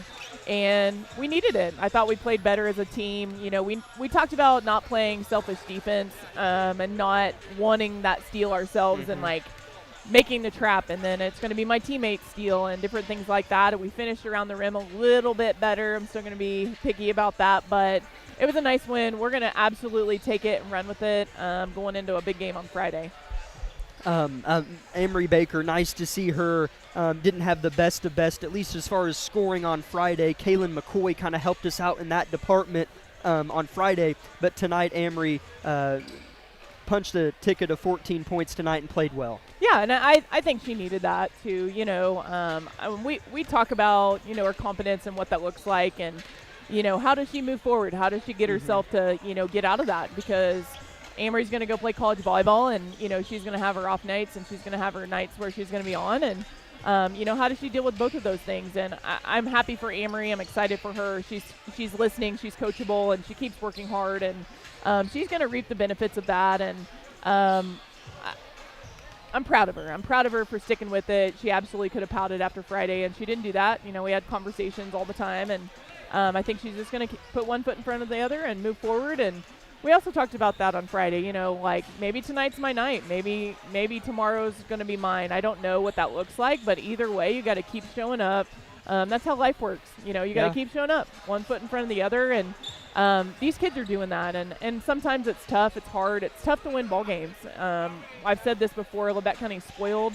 And, you know, when we aren't as successful as maybe what we've been in the past, then we're like, what's wrong? There's nothing wrong. We're going to continue to work hard. We're going to continue to get better, and my kids did that tonight. That's good. That's good. I put a star next to a few your players I wanted to ask you about. Aaron Dickens, McKinley Baker, Carson Moore come off the bench and just do so many things right. Seems like they make that right read. They grab the rebound with both hands. Just talk about kind of the role players, the utility players that they are for you. Absolutely.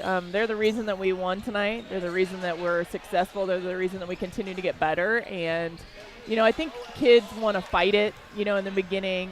And that's our nature. Like, we want to be the best. We want to do the best. And in 2026, the role player is trying to go away and creep away. And, like, I'm trying to get my kids to realize, like, how important that position is and how important that role is. And those kids are the reason that we're successful day in and day out. You know, I can think back to 20 years ago. You know, the IOLA coach played against us when they were a state championship team, and they were like, man, Labette County's been a thorn in our side for 20 years, and, you know, I'm trying to beat you. And that's what, you know, our kids are starting to realize. Like, everybody wants a piece of Labette County, and, you know, how can I do my job night in and night out? And maybe tonight it's going in and giving Amory a break for 30 seconds. Right. Maybe it's going and grabbing a monster rebound that we're going to remember.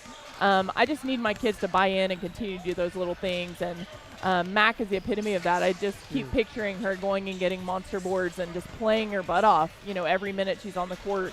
Aaron, same thing. Like, I listen to her talk and practice and be positive, and that's a huge role for her. And she's owned that, and the list can go on, and I can go down the line. And you know, even if I'm a starter and I play every minute of the game and the things aren't going my way, you know, how do I get myself not to pout? I talk, I communicate, I be a good teammate, and we're continuing to push that and talk about that. And I'm so happy that some of these kids have bought in.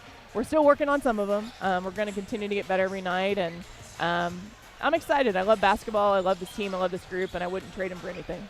Coach, it's fun to watch and watch you coach the team that you have, and it'll be kind of fun to watch you look across the sidelines and make eye contact with Tristan Gegg on Friday night. I know. How fun is that? It's going to be amazing. You know, I've talked to Tristan, and I've told her how proud of her I am, and Carson Stewart's on her coaching staff, and I'm just so excited to see those kids and see them be successful. And we talk all the time, like, how many of our kids are coaching right now, how many of them are in education, and the great big things that they're doing. And I'm so proud of Tristan on the court, off the court, and the amazing human being she is. And I'm happy that she's going to be back at Labette County and Harrison Gym, where she scored a whole bunch of points for us, and I hope she doesn't score a whole bunch of points against us on Friday. So I'm excited. It's going to be a big night. It's our junior high night, so we hope to see a lot of people there, and it's going to be a fun night. Coach, appreciate you. Safe travels going back. Stay healthy. We'll see you on Friday. Same to you guys. Thank you. Go Grizzlies. Thanks, Coach. That's head coach Brianna Vollmer of those Grizzlies. We'll be back in 30 seconds with the Tank Connection pregame show for the boys contest.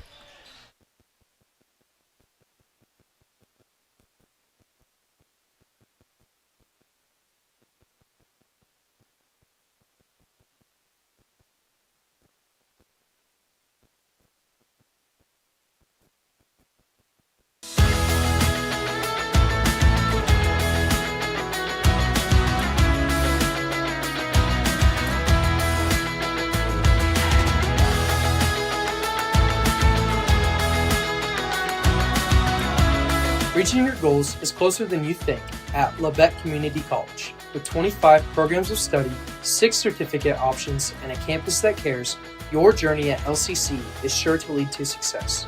Become a Cardinal. Visit labette.edu. Starting lineups being rattled off by the public address announcer here below us in IOLA High School Gymnasium. We will go ahead and start with our Labette County Grizzlies. Kind of getting my thoughts about me here. Starting tonight for Coach Argerbright's squad is going to be number 3, a junior, Kane Nash. As the lights shut off for the IOLA starting 5. Number 4, a senior, Kagan Bates. Number 5, a junior, Nolan Nash. Number 24, a senior, Barrett Heston. And number 33, a junior, Tucker Rush. Starting for IOLA, number 1, Austin Crooks, a junior. Number 2, Nick Bauer, a senior. And number 10, a junior, Keegan Hill. Number 14, a senior, Brennan Caulfield. And number 20, a sophomore, Reed Clift. So for Labette County, it's Kane Nash and Nolan Nash, Kagan Bates, Barrett Heston, and Tucker Rush. For Iola, it's Crooks, Bauer, Hill, Caulfield, and Clift. Head coach for Iola, Luke Bycroft, assisted by Jason Bauer and Tyler Allerid. For Labette County, head coach Bradley Argerbright, assisted by Brian Tucker and David Brown. Labette County going to be in road black uniforms, Iola in home whites. All 10 athletes make their way onto the hardwood. Labette County looking to bounce back after a loss at Fort Scott on Friday evening last week. Final score of that game was 54-45. Labette County in the second half was just triumphed by those Tigers. Number 3, Kane Nash going to go toe-to-toe at center court with Austin Crooks. Two teams, as far as the eye test is concerned, look pretty similar to each other. We will see how it plays out. Tip in the tap, won by Crooks. Iola, possession number 1. We'll see how the Grizzlies kind of match up here tonight. I know we need to do a better job of rebounding. That was one thing that hurt us at Fort Scott. Labette County gets a steal. Barrett Heston showing off his speed. Misses at the rim, a little too firm on the finger roll. Rebound Mustangs. Yeah, some of that 4-4 speed there. He just was coming in too hot to lay that in. Tucker Rush, nice defense underneath the rim on Caulfield. Iola keeps it, though, 30 seconds into the game. Top of the key, head fake and drive. Hill gets downhill, misses, just like Barrett's layup a little bit. Rebound Grizzlies. It's like Tucker Rush will get pushed on that tonight. He's a pretty good, that Hill kid's pretty good ball handler for a 5, for a post player. Nolan Nash, short corner, surveys, finds Bates, extra, Heston square him up 3, no, rebound, Iola. Got a couple looks there early on, like we talk about so much. The first 4 or 5 times up and down the court is just going to be crazy for a little bit.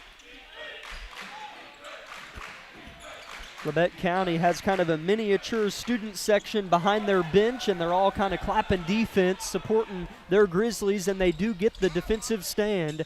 0-0, nobody breaking the ice so far. 6:40 remains in the opening period. It's like Bates is going to try to slow it down, maybe get a little offense action, maybe get a good look here. Bates, right wing, deep three, swish. Boy, that wouldn't break my heart at all to see him get hot from out top. He creates so much offense. That would be a great asset tonight. Ball on the deck, Bates fighting and forcing a held ball possession, Grizzlies. And right now the Grizzlies come out like we always do, playing such good defense and kind of getting a few turnovers and hopefully some lay-ins. So just see if we can build one possession at a time. 3-0 Grizzlies. Heston contested Jay. Air ball deep. Rebound Mustangs. Argabright's upset with somebody. I think Barrett's working hard to try to make something happen. Now we got an IOLA turnover with a travel. So both teams kind of giving the ball back and forth, it seems, early on. IOLA turns it over here. Argabright was correcting Barrett and his shot selection, telling him maybe pass that one, look for a better one. And then encourages Barrett with some claps as he gets back to play offense here. 3-0, Labette County leads. Nash looking for Heston. It's tipped about. Bates somehow corrals. Nash underneath. It's Kane. He's blocked. Here comes IOLA. Kind of a chaotic series right there. Right wing holding is Clift. Patient. Finds Crooks. Drives. Lefty. Good. That was a nice move there. Iola's got some nice little athletes too, so it's going to shape up to be a pretty good ball game, it's looking like. 3-2 Grizzlies, 5:15 first quarter. Bates goes between the legs, throws off to Kane Nash, defended by Crooks. Kane pivots, reverses. Bates head fakes on a three, dribbles about, finds Nolan. He'll drive. Nice turned up defense by Iola here. 12 seconds on the shot clock. Bates makes eye contact with the shot clock. What a find! Heston fouled, missed the shot. He'll shoot two. What a pass, though. That's what I'm talking about, Kagan Bates. Anytime you penetrate, you create so many crazy angles to pass it, but he can see the floor like nobody else, and yeah, such a great job passing the ball. Barrett Heston struggled against Fort Scott. First free throw good here. Barrett certainly one of our better pure basketball players who has a frame that's hard to defend and can play the 1 through 4 spot. He was held to just 3 points on Friday. Second free throw good as well for Barrett. Grizzlies lead it 5-2 early. Yeah, Barrett's like anybody else. Once he sees a couple go down, he just really loosens up his shot. Good defense by Nolan Nash, cutting off Bauer, forces the ball reversal. Here comes Crooks, looking for a left-hand layup. He'll settle for a fader that misses. Tucker Rush on the rebound. You can tell right now Crooks likes to try to make things happen, so got to watch him. Nolan beats his man. No look pass Heston. Unselfish. Bates square him up. Missed it from deep. Rebounded by Clift. Long pass goes out of bounds, well over the intended target's hands. Caulfield and Labette County will have the ball up by 3. 4 minutes and 20 seconds left in the first quarter. First sub comes from Iola. Messiah Fossen, a sophomore, comes into the game in place of Caulfield.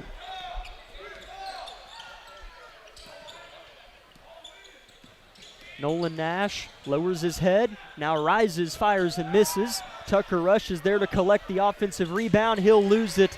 3 or 4 Mustangs were all over him. Yeah, I couldn't see very good. It was kind of a cluttered field down there, but Tucker doesn't have the ball taken very often like that. Crooks is fouled at the rim. He's kind of been the offensive initiator for them. The foul on Barrett Heston. Crooks will go to the line for 2. Yeah, I could tell early on he's a ball player that wants the ball. This Crooks kid, he's a junior. Just nice-looking athlete out there. So, yeah, we'll have to pay attention to him for sure. First free throw good, as well as the second. Grizzlies lead is 1 point with under 4 minutes to play in the first quarter.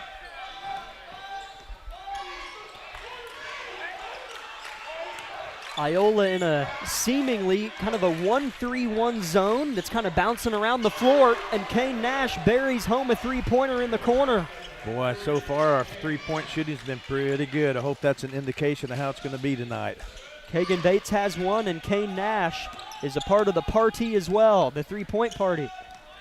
3:20 to go, first quarter. Grizzlies lead 8-4. Three-point shot missed by Crooks, and bad body language after the miss from Austin Crooks. Kind of nonchalantly, disappointingly got back on defense, but he'll get a steal here. Here he comes left to right. Iola has numbers. Bounce pass underneath. Layup missed by Clift, and out of bounds was Nolan Nash, saving Iola a possession. But he was in a 1-on-4 situation there. Yeah, he did all he could right there to try to save that, and he did. Or tried to save that from being an easy layup, is what I mean.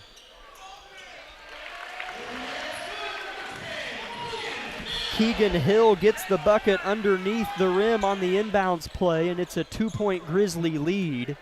2:50 to go, first period. Nolan Nash dribbles about, overhead pass, Kagan Bates fakes left, goes right, kicks it out. They're wanting to go inside to Tucker Rush, and it wasn't there, and it's turned over.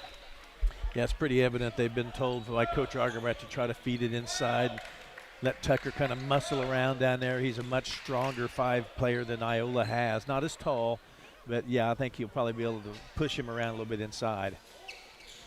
No substitutions from Coach Argerbright yet, but Colton Weil trots over to the scores table, and he'll check in at the next dead ball. Labette County's defense has been pretty solid. Oh boy, they're going to call a block on Kagan Bates. He kind of flailed his head back. I don't know if he was hit or it was the Kagan Bates special, if you know what I mean, but it's his first personal. And here comes Colton Weil in place of Barrett Heston. Yeah, I feel like some refs, sometimes you can kind of convince to make a call, but I don't think you can this group. Crooks misses on a 3, gets his own rebound and lays it in. He has 6 of their 8 points, and we're tied at 8. Yeah, that's one of those putbacks again. I mean, you're not going to get every offensive rebound or defensive, but we're going to have to limit that. Nolan Nash bounce pass, Kagan Bates switches hands, drives, hangs, shoots, doesn't get the bounce. How about Colton Weil working hard, and a foul on the Mustangs. Colton Weil had no right at that basketball, but forced his will and came down with it. Yeah, he's one of those that does such a nice job. When the shot goes in the air, he weasels his way in and just gets inside position. And, yeah, that's just tremendous rebound.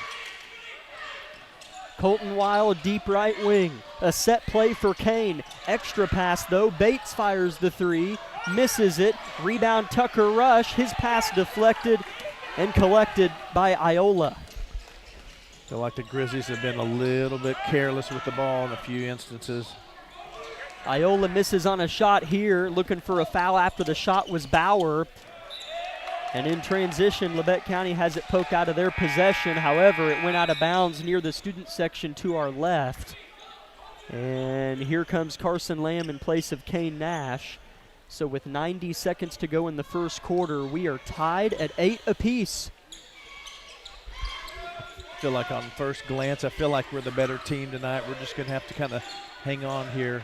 Nolan given room, misses on the 3, tracks down his own miss. Kagan travels, or double dribbles, they're officially going to call it.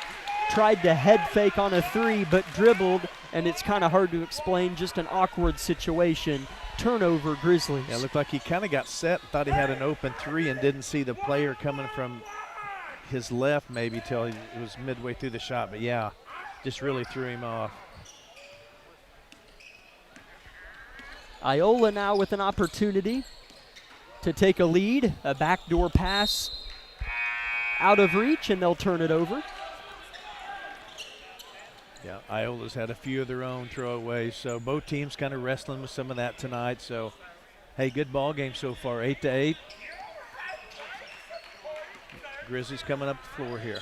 Cooper Leonard and Camden Good into the ball game in place of Kane Nash and Nolan Nash. Bates wants a 3, down and out. Rebounded by Roy Gordon in the game for Iola. A travel called in transition on Colton Thompson, a new Mustang in as well. So a few subs here from both teams on the floor. Barrett Heston comes in for Kagan Bates. Kind of when you're down to 40 seconds or a minute in the quarter, it's a good time to let your kids get a little breather and a drink of water. Carson Lamb wants a three, misses it short, long rebound. Was it touched? No. IOLA will obtain. That County taking probably 4 or 5 3-pointers tonight, so hopefully we don't have to live and die with that. Labette County yet to make a 2-point basket, to your point. 2 3-pointers and 2 free throws. 20 points now under. IOLA does not have to shoot early, but they do. 3-pointer missed, and a wide open layup on the board is good by Clift. Yeah, that's just too easy. I didn't see a black jersey around there. A ball is tipped out by Crooks, and with 4 seconds left in the first quarter, Maddox Dewey is going to trot onto the court in place of Camden Good. Maddox can shoot it. We'll see what kind of play they run here. Colton Weil is going to throw it in. Barrett Heston in the corner. A three is too strong. Dewey for the tie. Misses the jumper on the backside board. And at the end of one, it's Labette County 8, IOLA 10. Back in 1 minute with the second quarter. In 2003, Tank Connection founders envisioned a Southeast Kansas-based company dedicated to innovating voltage storage tanks, offering superior products and services through a customer-focused team. 2 decades later, and products in 64 countries and on 6 continents, this vision endures. Tank Connection employee owners are dedicated to a future where their shared purpose brings empowered realities to as many lives as possible.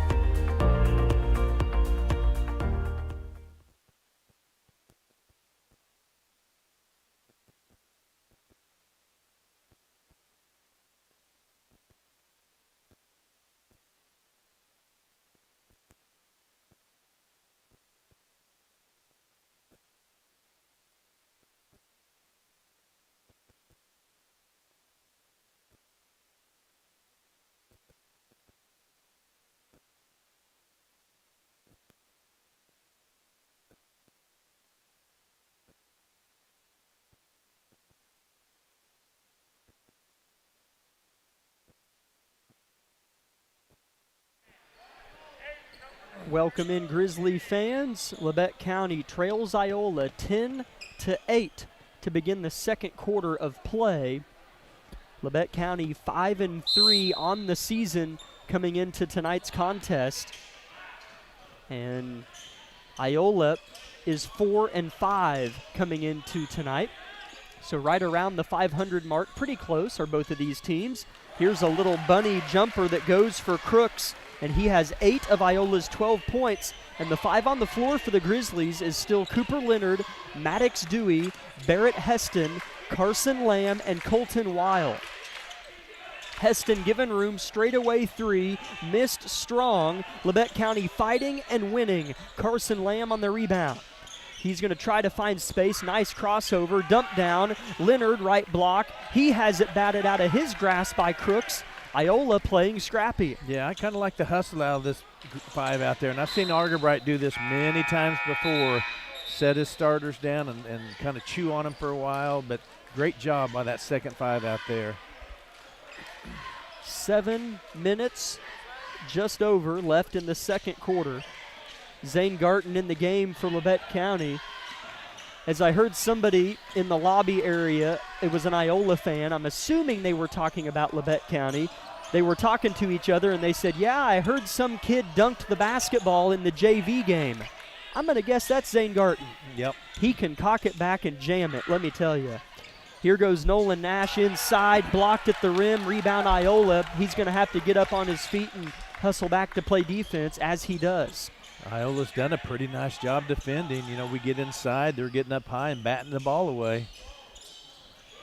Labette County down by 4, 6.5 minutes left in the second quarter. Crooks on the drive and finish, and Argerbright pounds the hardwood with both of his fists and talks to his boys on the bench. Crooks with 10 points. Yeah, just frustrated. If we jump to steal a pass and we don't get it, that gives him a pretty easy drive. Garton at the rim, misses the right-hand hook. Rebound Crooks. One of those frustrating times. It seems like we can't get a ball to go in, and Iola's kind of got a little bounce in their step, so have to battle back one possession here at a time. Right wing, Bauer trying to settle. Throws to Hill. Defended by Garton on the far side. Now is Caulfield. Crooks wants a three. Missed it. Another offensive board and one.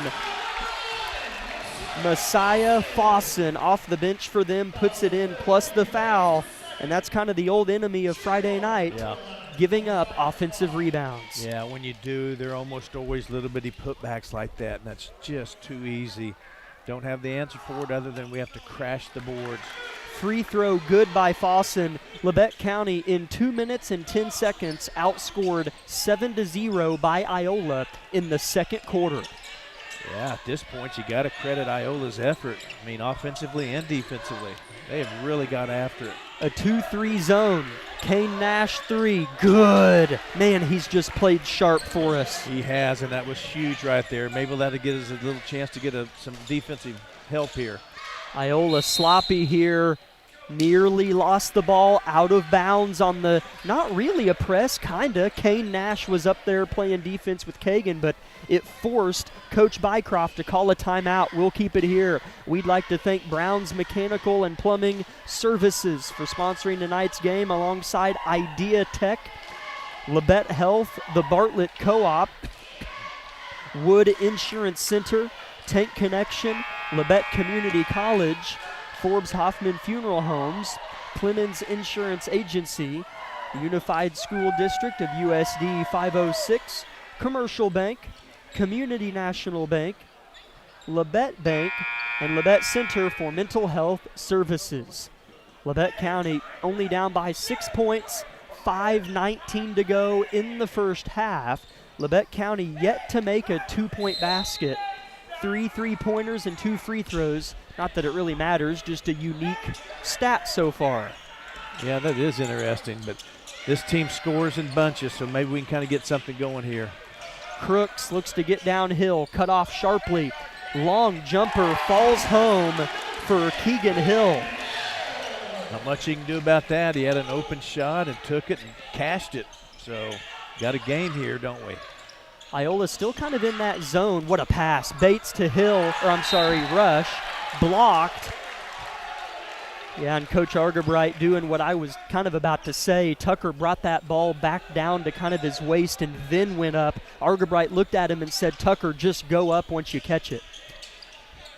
Yep, that's the way to do that, just catch and shoot it. And then they don't have time to jump and block it, so he'll learn. Body bump foul here on Austin Crooks. Their stars so far tonight. His second personal, and in comes quickly Reed Clift in place of Crooks. The Grizzlies are down 19-11. Here goes Bates into the paint. What a pass. Nolan denied the three. Jumper missed. Rebound Iola. I'd almost rather Nolan pull up and shoot that three, but he did a good fake and drive. He's good at those as well. 4:30 second quarter. Grizzlies 11, Mustangs 19. Right wing, Fossen throws to the corner. Bauer looks to penetrate, cut off. Right back to Bauer, two-man ball, left hand, or that's Fossen rather. Missed the layup, rebound Nolan Nash. Little better position that time, so got the rebound. That's a big deal. Let's limit them to one shot. Kane Nash, swish. Labette County within 5, 3 3-pointers for number 3, Kane Nash. Yeah, I'd hate to see him get red hot. That'd be terrible, huh? Oh, just awful. Here's a turnover. Kagan Bates snuffs down the long pass. What a pass! Heston at the cup scores! Labette County within 3, and Iola looks to their bench. No timeout comes in. Basketball, just a wild sport. Yeah, you can already feel things going our way here. Oh, and then travel. Turnover Iola. Labette County back with the ball, down 19-16. 3:34 second quarter. Yeah, back to that possession a minute ago. Kagan Bates, that was when we're setting right, and you could see that pass. That was the perfect height, speed for Heston just to catch in full momentum and lay it in. We are sitting even, we're below eye level, actually. Yeah. And sitting at half court, here's Kane Nash, missed at the rim. Tucker Rush, how strong he is, goes up, no whistle, stripped, and has it stolen from his possession. But what a nice King Kong effort by Tucker Rush. Crooks at the rim, not cut off, scores it. Got to stop the ball. Basketball 101. Someone has to stop the basketball first. 12 points for Austin Crooks. Came back in the game after picking up his second personal and a double dribble called on Barrett Heston. And now kind of the juice is back with Iola. They lead by 5 with 3 minutes to play until halftime. Yeah, this is how the game goes. It's funny. It's never you score, I score. It just seems like it comes in minutes like that. Steal, Kane Nash, right to left, good, and he has 11 points. Yeah, he gets up so quick, he deflects a ton of passes. I mean, he can just push with his feet using his calf muscles and get so high. Look at this. Steal, Bates, blocked. Did it go off of him? No. Labette County will keep. So what a great effort by Kagan Bates. Man, I think I heard that foul. But again, I'm so impressed with this officiating crew, I can't say much about it, but there we go. Good shot there, and I couldn't tell. I think Kane shot that. Sorry. I couldn't tell either. I'm waiting on the public address announcer to announce it. I don't think they saw. Kane Nash got the bucket underneath for Labette County. He's up to 13, kind of an awkward angle there. Here's a missed shot by the Mustangs, and Labette County can take the lead only down a point. Here's a foul on Crooks. Not very smart. His third personal, and he'll have a seat. Yeah. 3 on Crooks. Yeah, he's their man, so you're right. He'll sit down until halftime. 2:14 left in the half. Iola leads 21-20. Kane Nash with 13 of Labette County's 20 points. Kagan Bates, right wing, deeper. Nash wants a 3, missed it short. That one was pretty tightly contested. I think that went off for the Mustangs. Good call. It did. It went right off of Bauer, and Labette County's going to keep it again underneath. Yeah, some good hustle there by Barrett Heston to try to go after that. So let's see if the Grizzlies can't drive something up here for Nash. They do. 3-pointer missed. Rebound Mustangs. That time just a little bit hard on the 3-pointer. Sometimes it's harder out of a set play than it is just a spontaneous catch and shoot. Downhill drive by Clift. He's fouled and will shoot a pair. Yeah, he just kind of got a step on us, so Nolan basically had the foul or give him the layup, so we'll find out if that was a good foul or not right here. Iola nursing a 1-point lead. Clift to extend. He does. 22-20 now.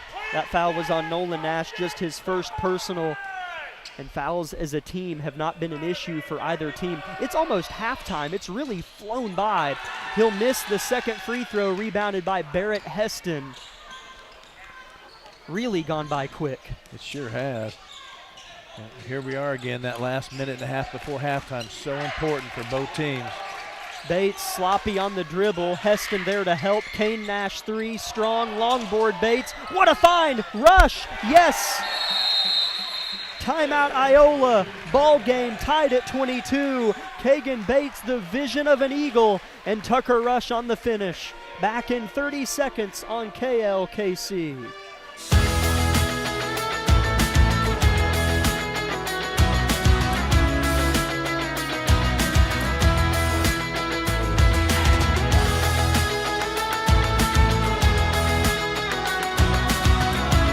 Reaching your goals is closer than you think at Labette Community College. With 25 programs of study, 6 certificate options, and a campus that cares, your journey at LCC is sure to lead to success.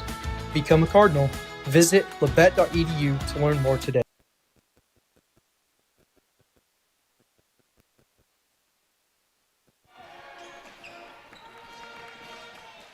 Welcome in, Grizzly fans. We're tied at 22 here in Iola, Kansas. Austin Crooks who has 12 of Iola's 22 points, is on the bench with 3 personal fouls. And Labette County taking advantage. Mustangs throw it away. Colton Thompson, the sophomore, back in the game, and they lose it out of bounds. And Crooks buries his hands into his hair on the sideline and looks down at the floor as he watches on. Here, if the Grizzlies can kind of take advantage of this last minute and maybe gain some momentum going into halftime.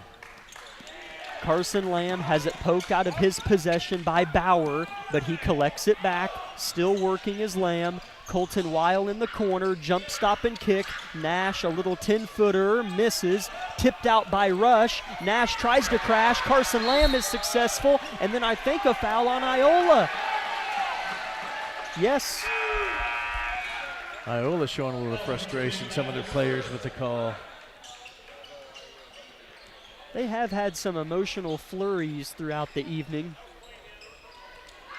Rush, a fader, misses, and it's rebounded by the Mustangs. Iola fans wanting a foul. Carson Lamb with a steal. Oh boy, Tucker Rush, that's going to be a foul on him.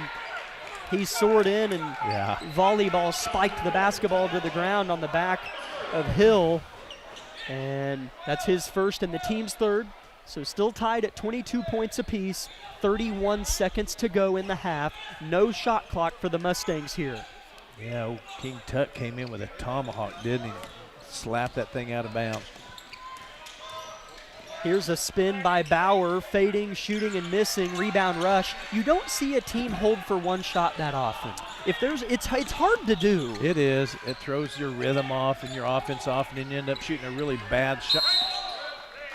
Man, bad shot, you know, with .2 left or something. Nolan Nash body check fouled by Reed Clift, his first and the team's fourth. So 11 seconds to go in the half. Colton Weil, the inbound, finds Nolan Nash. So if Iola fouls, it'll be 2 free throws for Labette County. Nash with it. 3 seconds left in the half. He'll pull up from 15 feet and hit it! Ice cold. Nolan Nash, buzzer sounds, and the Grizzlies come back and snatch a lead into the intermission. 24-22, your halftime score. We'll be back in 5 minutes with the Eye Care Associates of Parsons halftime show.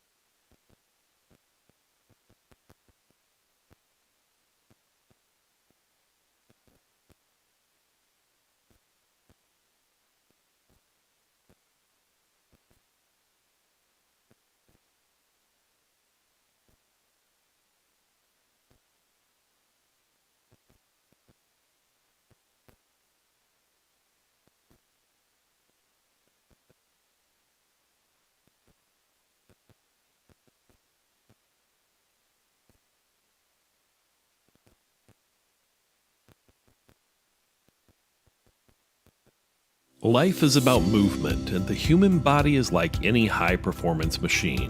When miles add up, parts wear down, and that's when pain begins, and here's where it ends.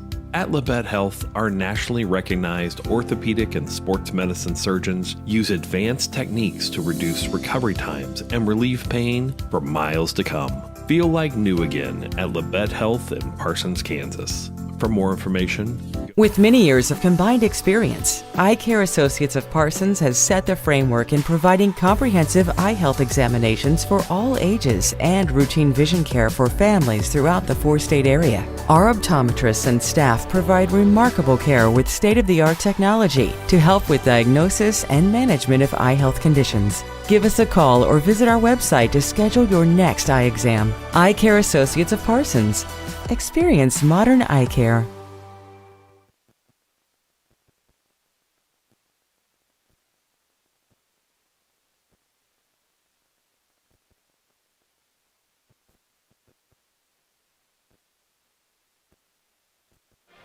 Welcome in, Grizzly fans, to the Eye Care Associates of Parsons halftime show brought to you by Doctors Newland, Gilmore, and Ray. Labette County leads Iola 24-22 at the halftime break. And fellas, maybe help me out here. Iola got up by 9, I believe.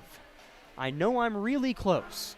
It was 8 or 9 points. I think it was 9. Yeah. Because it really felt like Labette County, I agree, you said this early, it feels like Labette County's the better team and should win. I don't know if that's just because of the tone our girls set, you know, so you just kind of psychologically assume, oh, we're better than this school at basketball. Sometimes that can happen. But Iola's a fine team that's really similar to us in roster, play style, eye test, twitch, anything. I mean, they're real close. Yeah. So a 24-22 Labette County lead at half after being down 9 speaks volumes to just their effort to just keep clawing and keep fighting. And I'd say it also speaks clearly to the difference between these two teams. I'd say Labette County's a couple buckets better than Iola, and that's the halftime score. Yeah, two evenly matched teams. And yeah, I'm with you. Just the eye test, I can't help but do this when teams warm up, try to make some judgments on what I think that team will bring to the table. But Iola's impressed me. Yeah. They're better than I originally thought because I know how athletic we are. And so, this is going to be a good ball game down the wire, depending upon turnovers and rebounds, some of the basic stuff. We can't just rely on making three-pointers. We've got to win defensively, screen out, and get defensive rebounds is a huge deal for us. There have been 46 points scored, both these teams combined. And Kane Nash for Labette County and Austin Crooks for Iola account for 25 of those 46 points. So more often than not, when a team scores, we're saying one of those two names. Kane Nash had 13 points for Labette County, 3 made three-pointers throughout the course of that first half. Barrett Heston had 4, Kagan Bates had 3, Nolan Nash and Tucker Rush each had 2.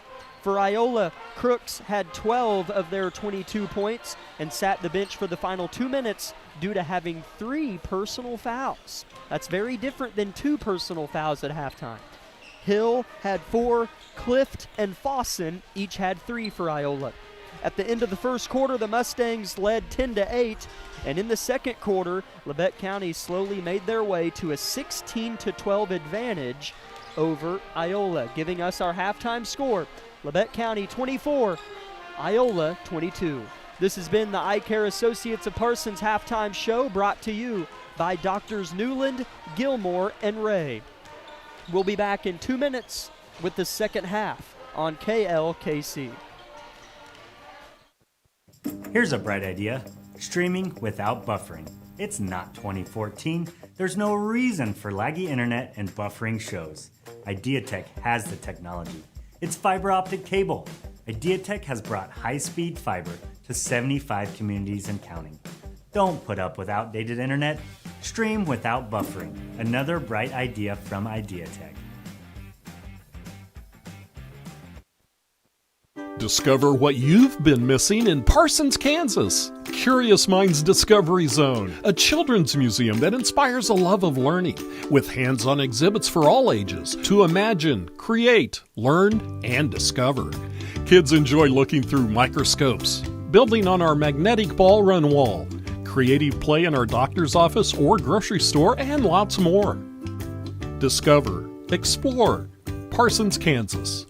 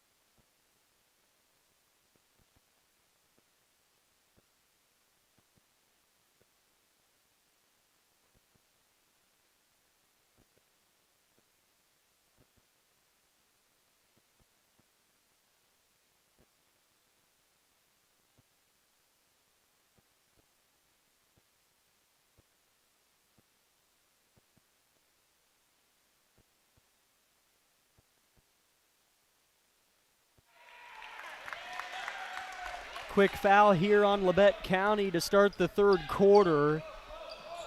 It's 24-22 Grizzlies. A couple of possessions we missed during the break, but nobody scored. That's the second personal foul on Nolan Nash, who hit the deck pretty hard and is sitting on the bench with a towel on his face or forehead maybe. Looks to be okay though. Carson Lamb into the game for him. So the Mustangs have the ball down by 2. Start of the second half. Looks like Nolan might have tweaked his ankle a little bit there. Oh, okay. I think he's okay, but yeah. Crooks has the ball stolen from him, but somehow, some way, his teammate is there, and a floater misses by Bauer. And the Grizzlies, boy, I looked down at my sheet of paper because I thought Labette County had the rebound, and I look up and Iola's got it. Yeah, that's the second time we've had 2 or 3 people in position to get the rebound. I don't know how we didn't actually on that one. 18 seconds on the shot clock. Deep left wing. Clift with the basketball, defended by Bates. Iola looks a little unsure of themselves here. That's how I would describe the start of this third quarter. Sloppy. Right wing 3 misses. Long rebound. Out of bounds. I believe that's off of Clift. It is. Labette County possession. Yeah, some good hustle there. We kind of dodged a bullet by giving them 3 different opportunities on that possession. So let's see if we can win this possession here and pick up another 2 points. 24-22, Grizzlies lead. Nobody for either team has scored to start the third quarter. Lamb drives. Carson misses the layup on the left side. Mustang rebound right to left. Here they come. Man, Carson Lamb won't miss that too many times. That was just a layup. Bauer with a nice little Euro up and under ties the game at 24 a pop. Ball game on. Bates pitches across. Lamb, quick trigger 3. Too strong. Rebound comes to the ground into the arms of the Mustangs. Yeah, Tucker Rushler's down there, but the ball just kind of caromed off at an angle. Crooks throws off to the left and cuts away from the ball. Top of the key, 1 dribble, Caulfield. Crooks back with the basketball. He had 12 points in the first half. Eyes down rush. He'll drive. I think he traveled, or is it a foul before? They're going to call a foul on Tucker Rush of Labette County. His second personal and the team's second with 5 minutes to play in the third. Carson Lamb has a seat. Colton Weil into the game for him. Weil, a tough, hard-nosed player. Kagan Bates got beat a little bit there on the inbounds by Clift, who's a little bigger, and he was able to finish and give Iola back a lead. Yeah, Labette County's going to have to get back into one of those momentum swings where we really rack up some points here. Weil in trouble, throws out to Kane Nash, skip past Bates, head fakes on a three, hook pass Heston, he won't be denied, bang! Labette County leads by 1. Coach Argabright rings it in. A 60-second timeout called by Labette County. We'll be back in 30 seconds here on KLKC. In 2003, Tank Connection founders envisioned a Southeast Kansas-based company dedicated to innovating bolted storage tanks, offering superior products and services through a customer-focused team. 2 decades later, and products in 64 countries and on 6 continents, this vision endures. Tank Connection employee owners are dedicated to a future where their shared purpose brings empowered realities to as many lives as possible.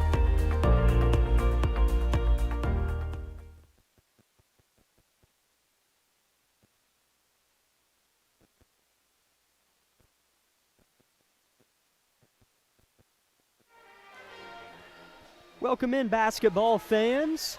Labette County leads Iola 27-26 with 4:33 remaining in the third quarter.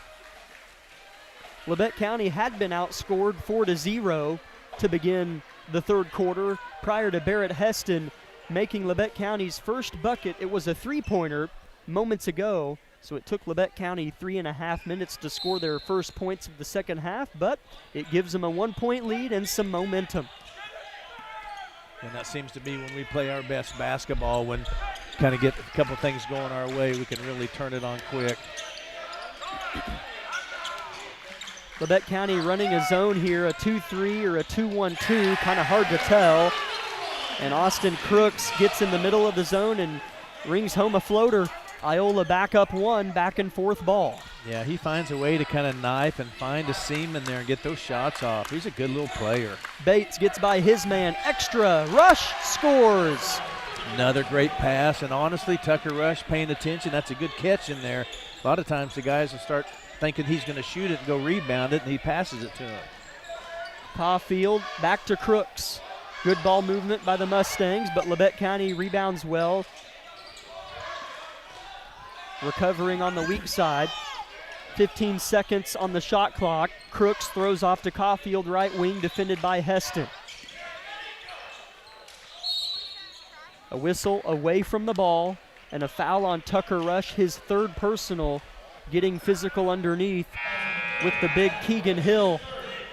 Iola yet to be called for a foul in the third quarter. The Grizzlies now with 3 team fouls, and Hayden Weatherall is going to check into the game, most likely for Tucker Rush. Yes.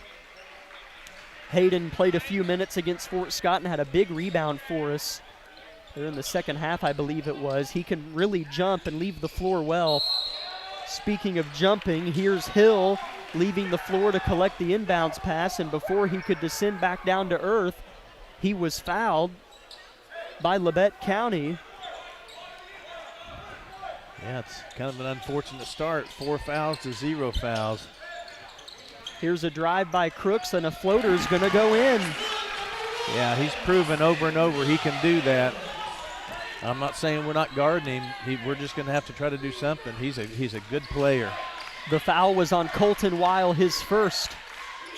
Weatherall, the pass is thrown behind him, and it lands out of bounds. Turnover, Labette County.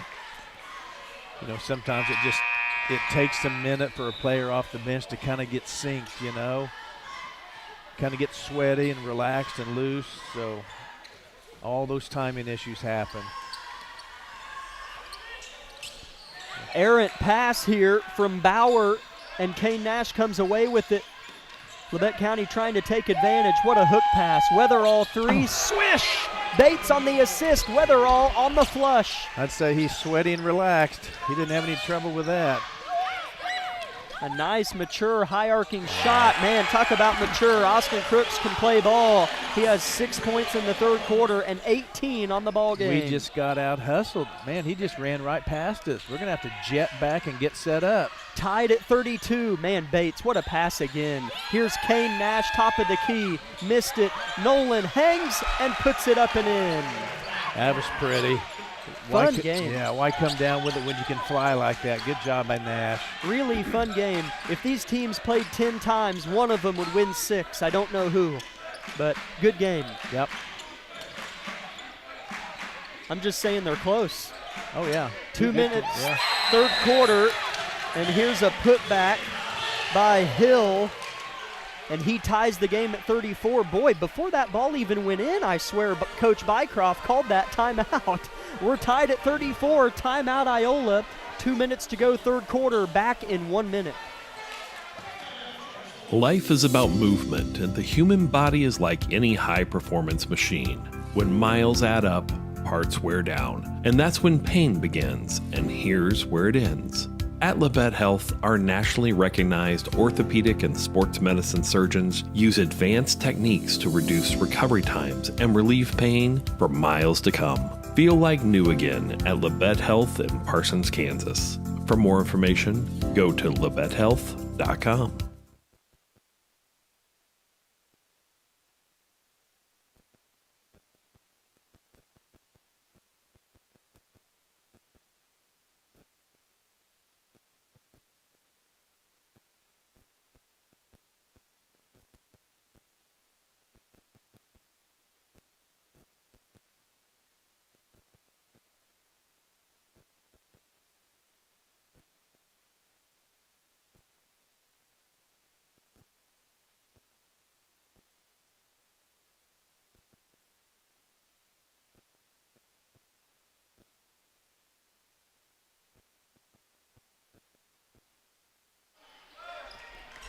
(34-34), good game in Iola, Kansas. Labette County and the Mustangs knotted up.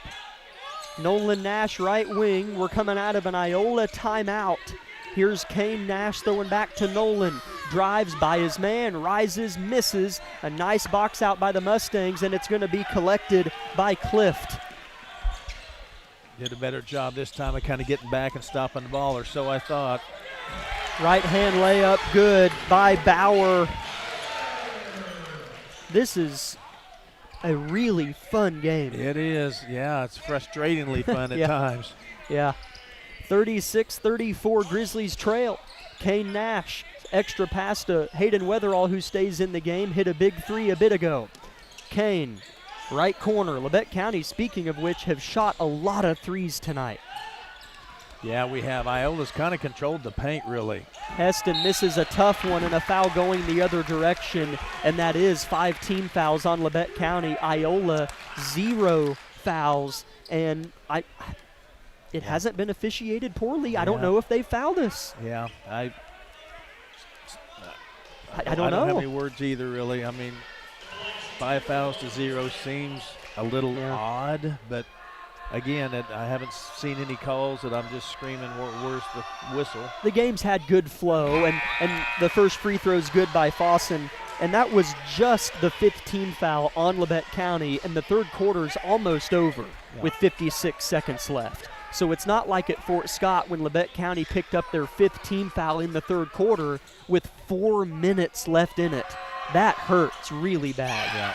So Fossen makes the second free throw, and Iola's lead is 4 with 50 seconds to go in the third quarter. Camden Good finds himself in the game and throws it away, but Thompson for the Mustangs couldn't handle it and lost it out of bounds. Yeah, we got a kind of break there. He had a break on it. That would have been a layup for sure. So Grizzlies need to win this possession. We need to kind of see that good stuff happen again here. It's been a while. 40 seconds to play, third quarter. Kane Nash with the head fake. Left hand bounce pass. Nash rises, shoots, misses. Kane Nash tries to scrap for it, but Iola scraps harder. Long pass. Finds Gordon. Right hand hook is good, and they've got it going. Does Iola. Yeah, you can see it. I mean, they're pumped up now, so you can only kind of extinguish that one possession at a time. You have to be a little bit patient. An 18-point third quarter for the Mustangs. Nash near travel. Kane, we need it. And we get it with 4 seconds remaining in the third quarter. Kane Nash makes his fourth made three of the game. Iola misses a half-court heave. And Special Kane keeps us in the game. 16 points for Nash. 40-37, Iola does lead. The final 8 minutes is about to be put on the scoreboard, and it'll start to tick away here in 1 minute on KLKC.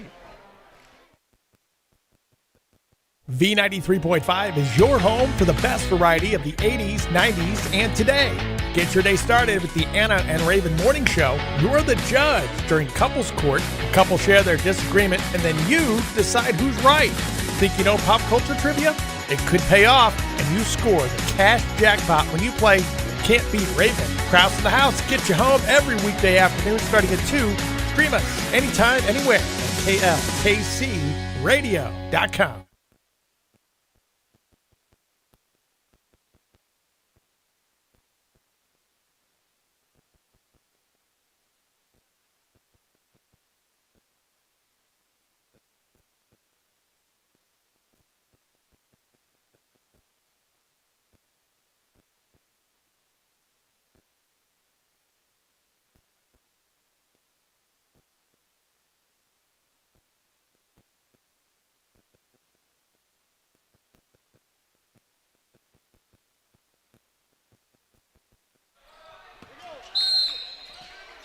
Fourth quarter is underway.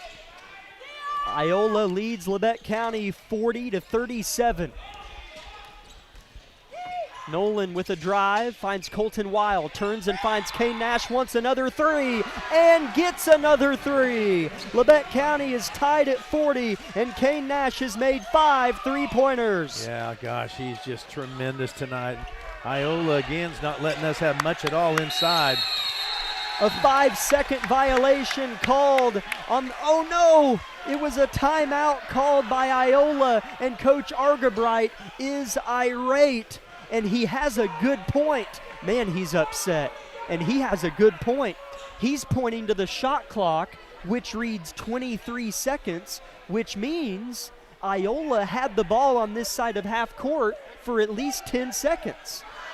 Because does the shot clock begin at 35? It's 12. So they had the ball for 12 seconds on this side of half court. So he has a great case, and the refs are talking about it. I mean, if concretely and mathematically Argabright's right, then Good Samaritan laws says this should be overturned, but I have a feeling that's not how it's going to be carried out. But, I mean, he's got a good case. Yeah, it's interesting. He was pretty upset right there. I don't know. I mean, I know the refs pump their arm, counting in their mind, but in some ways they could just watch the shot clock occasionally, just glance, glance, glance. They went over and talked to the scores table, which I think it's 35 seconds. I'll be honest. Well, it's not 33 or something. Because I'll be honest, I rarely look at the shot clock. Yeah. It doesn't really have as much of an impact. Well, it's set for 25. So they reset it to 25. Goodness, I'm sorry, I don't know.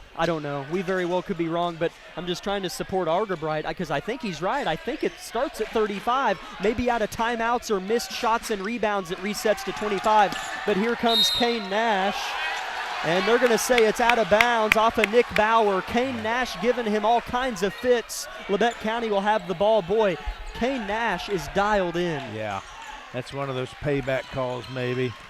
Nolan gets by his man to the hole, off the window, and Labette County leads by 2. Yeah, you can't defend that. Nolan gets up too high, that nice soft kiss off the glass. Let's see if we can't roll with a little bit of energy here for a little bit. 7 minutes to play in the game. Labette County, don't look now, up by 2. Zane Garton playing great defense on his man, Caulfield. Crooks defended by Carson Lamb. Switches hands right to left. Gets downhill. Tuffy misses. Good box by Carson. Rebound Lamb. Yeah, that's a good job there and good job rebounding. Kind of felt like a little bit Crooks there kind of hacked his. Kane Nash settles into a jumper and misses. High rebound goes to Colton Weil. Leans into his man, and a foul is called. followed by a clenched fist in celebratory fashion from Coach Argabright, who reaches out and high-fives Carson Lamb for his defense and box out on Austin Crooks on the other end. Yeah, just like that in the last 2 or 3 minutes, the momentum's kind of shifted to our court, so we need to hang on to it and run with it as long as we can. Colton Wiles' first free throw, swish. Labette County has slowly flipped this game on its head. They lead by 3 with 6.5 minutes left in the game. Colton Weil to shoot his second free throw here in a moment. And it's good. Colton's got one of the most structurally sound shots. I mean, his technically looks perfect. Yes, it does. 44-40. Grizzlies lead. Trailed by 6, if I'm not mistaken, not incredibly long ago. 6:15 to play in the game. Left-hand drive, Clift, cut off, push foul on Labette County underneath. And we've kind of reached that point in the game where every whistle, every little thing is kind of magnified by the crowd, which makes it exciting. Yeah. It's funny how the closer you get to zeros, it seems so important. Gosh. Nice shot by Reed Clift, makes the 3 in the corner, and Kane Nash may or may not have came down on an ankle. He acted like he was in pain, but he seems okay. Nonetheless, Labette County only within a point, up a point, and then Kagan Bates finds Carson Lamb for the reverser, and the Grizzlies go back up 3. Yeah, great pass, and then Carson Lamb used the rim to protect himself. He went under, so you can't block that shot from that angle. That was really well done there by Lamb. 5:30 to play. Crooks working on Weil. Downhill, stripped going up, out of bounds off Colton, and he'll help Crooks to his feet. Labette County leads 46-43. Here comes Barrett Heston and Tucker Rush in place of Carson Lamb and Colton Weil. Yeah, kind of mixing up. Yeah, and you can just feel the fever tension in this game really coming to a crescendo here. It's going to be a great finish. Aaron inbounds pass. Nolan Nash plucks it away and is fouled from behind by Nick Bauer, who was getting a little greedy trying to go for an extra possession. And that's 3 team fouls on the Mustangs with still 5:27 left in the game. Or perhaps that's just 2, my apologies. That is the second personal on Bauer.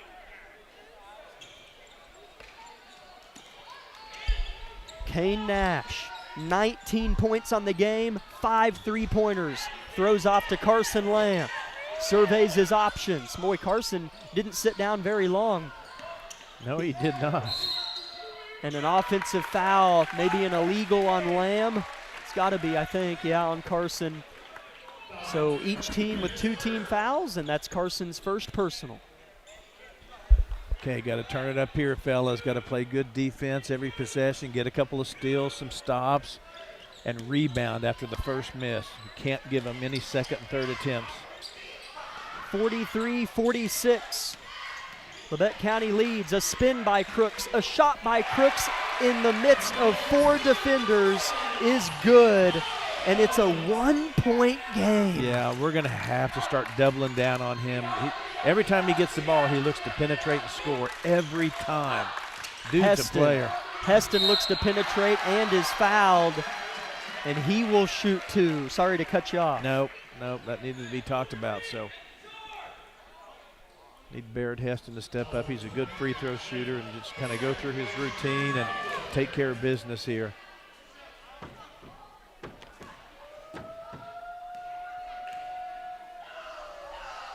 .440 to play in the game. Heston makes the first free throw and gives Labette County a 2-point lead with yet another free throw to come momentarily. It's kind of been a wire-to-wire game. Labette County kind of led by 6 to 8 early. Iola led by 6 to 8 in the third quarter. Yeah. And now we've kind of been teeter-tottering with Labette County kind of in the advantage for the last 5 or 6 minutes of gameplay.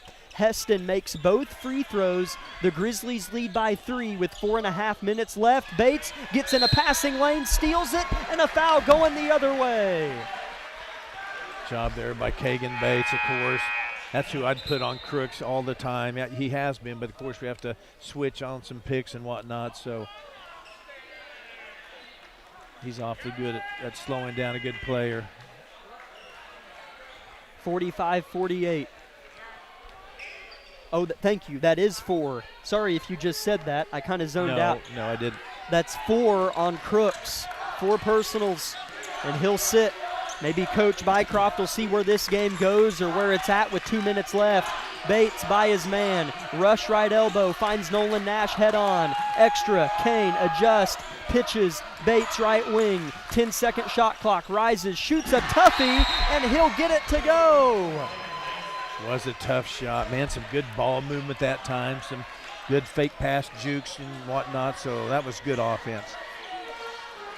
Timeout, Coach Argabright. It's just a 30-second one. We'll keep it here. And we'd like to thank Brown's Mechanical and Plumbing Services.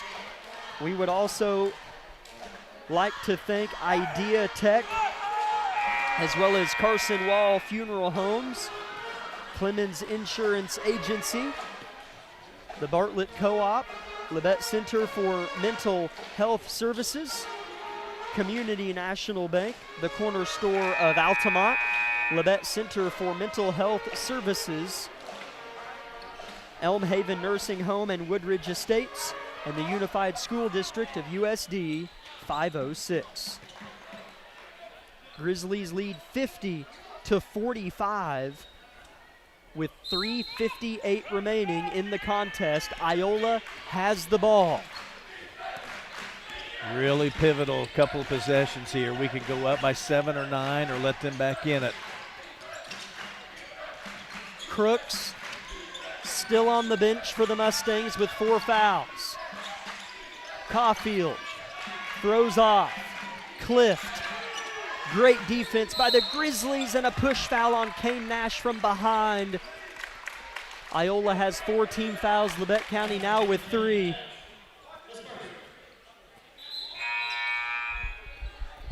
And here comes Austin Crooks back in the game for Clift with 3:30 left in the game. Bauer to inbound, wide open underneath, and scoring is Messiah Fossen. Gosh, you always hate giving something up like that on an inbounds play. You normally pack your zone underneath to not let that happen, so gave one there. A 3-point game. Bates drives, overhead pass, Nolan Nash corner pocket, down and out. Heston tips it to Rush. Crooks gets a steal. It's 50-50. IOLA has it right to left. At the hole, it's good. Okay, a couple of things have gone Iola's way. Here we are, 49-50. Grizzlies are up by 1, so got to just dig in and try to win each possession one at a time. Fossen with back-to-back buckets. It's a 2-3 zone for the Mustangs. 2:40 remains in the contest. The Grizzlies lead by 1 point. Nolan Nash left wing. Kane Nash perched in the opposite corner. He has 5 3-pointers in the game. Nolan cut off sharply by Fossen. Heston at the heart. Back to Nolan. Ball has yet to touch the paint. 3-second shot clock. What a catch by Kane. Shot is airballed. Rebound by the Mustangs. Yeah, that possession got a little late on us. Then we had to just toss something up quickly. So not a great possession there.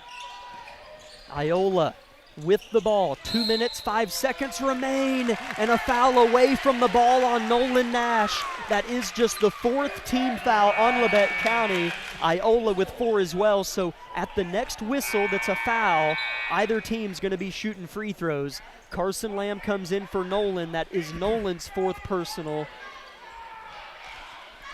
It's like Argabright's going to go with a small rotation, a little better ball handlers and shooters.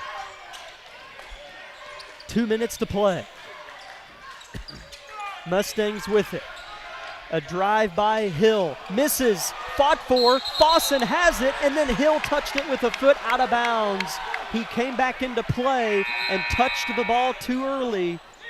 His white sneaker was still touching the navy blue baseline, and Labette County has the ball. Yeah, the ref was right on top of that, so that's the right call. Who else would you want bringing the ball across half court than Kagan Bates? A 1-point game, 1:40 left. Kagan surveys, throws to Kane Nash. A zone for IOLA, has been most of the night. Bates pitches a high one, caught by Kane, has a man beat, rises, misses, 50-50, long rebound. Here comes Bauer, right to left, gonna go straight to the rim, and a blocking foul called on Kagan Bates. Probably the right call. I know he likes to try to slide in and make those happen, but that was probably a block. And so here come two big free throws from Nick Bauer. Labette County with a few empty possessions of late. Yeah, I don't know. I knew Kagan was down there, and I know what he does. I watched him, so it is what it is. It's always 50-50 when you try to draw a charge. First free throw short and no good. A minute 20 remains in the game, which to the ear might not sound like a lot of time, but to the basketball fan, it sounds like eternity, because whether he makes or misses this free throw, Iola is still going to have 3 to 5 more possessions in this game. And he makes the free throw, so we're tied at 50. What a nice non-conference game. Yeah. Iola, Labette County, two kind of local Southeast Kansas teams that are real close going at it. A minute 10 left in the game, knotted at 50. Skip pass, Kane wants it, and Kane gets it. And Coach Argabright, say it with me, Johnny. Give him a 60.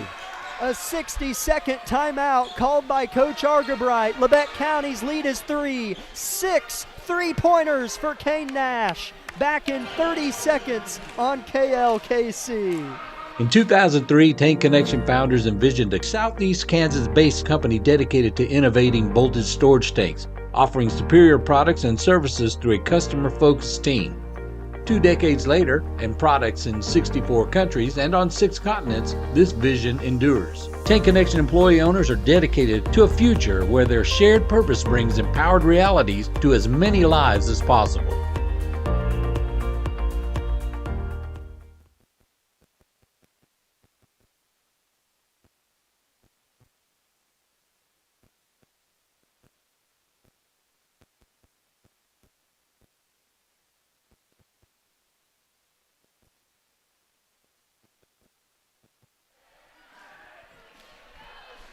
(53-50). Labette County leads Iola with 1 minute to play. Kane Nash, 6 made 3-pointers. His cousin Nolan, who we all know and love, made 8 3-pointers at Parsons before Christmas break. Whether or not he gets there, that's not what I'm saying. Nash boys can shoot it. Yeah, they can, and it's because they're not afraid to put it up if they miss 3 in a row or whatever. They just know that the good streak's coming too. Iola underneath. A triple whistle is usually a good sign, and it is.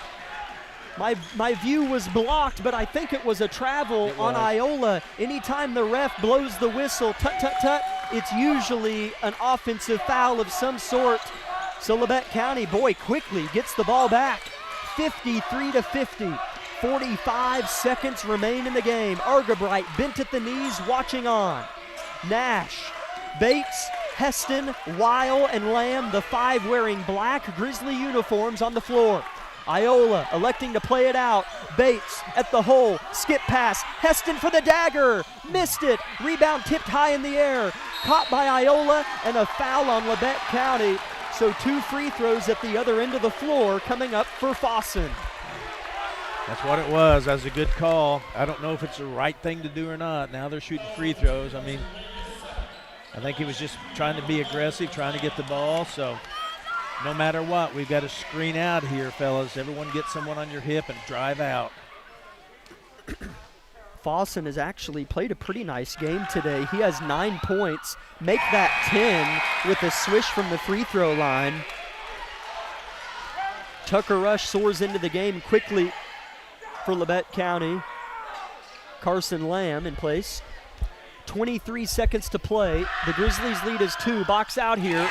Well, he swishes it. And Iola's going to call a full timeout. So let's take a quick 30 and we'll chat about the finish here in 30 seconds.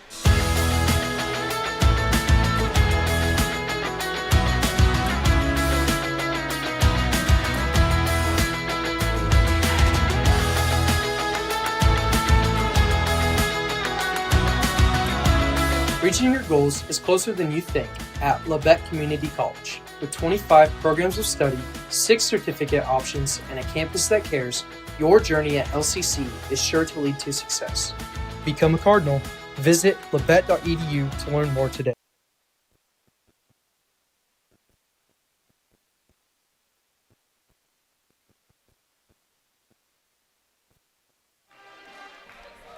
We have a dandy of a ball game going on here in Iola. If you joined late or are just joining us for whatever reason, at halftime the score was 24-22 Labette County, and then Iola took a 3-point lead into the fourth quarter, and then Labette County has kind of been in the driver's seat with a 2 to 4 point lead all fourth quarter, and now it sits at a 1-point Grizzly advantage. With 23 seconds remaining in the game, Labette County possession. Any foul for either team is 2 free throws for the rest of the fourth quarter. That sums it up right there. Coach Argerbright is going to put all 5 of his boys out of bounds with the inbounder. You can do that. And it is thrown into Kagan Bates, who's harassed. Throws it ahead to Kane Nash. Up ahead to Barrett under the rim, who's going to be blocked. But the putback is there by Carson Lamb. Labette County's lead is 3. Timeout on the floor. I don't know who called the timeout. Iola did. Yeah. We'll keep it here. So 14 seconds remain in the game. Iola did not catch Barrett Heston over their heads. And it's a 3-point Grizzly lead. He was a little unsure if he should score, but he made the right decision. I know Barrett missed the layup, but Carson was there to put it back in. But yeah, he did the right thing. And the Iola kid either lightly fouled him or hit the ball. So anyway, so what do you do now? Do you hopefully they pass it to someone and foul them? I mean, this is the age-old question, or do you just let them get down there and take the 3 with 6 seconds left or 4 seconds left? You know what? Iola's made 1 3 all game, and I know that doesn't speak to the percent chances to which the next one might go in, but Labette County has struggled with rebounding free throws on occasion. Yeah.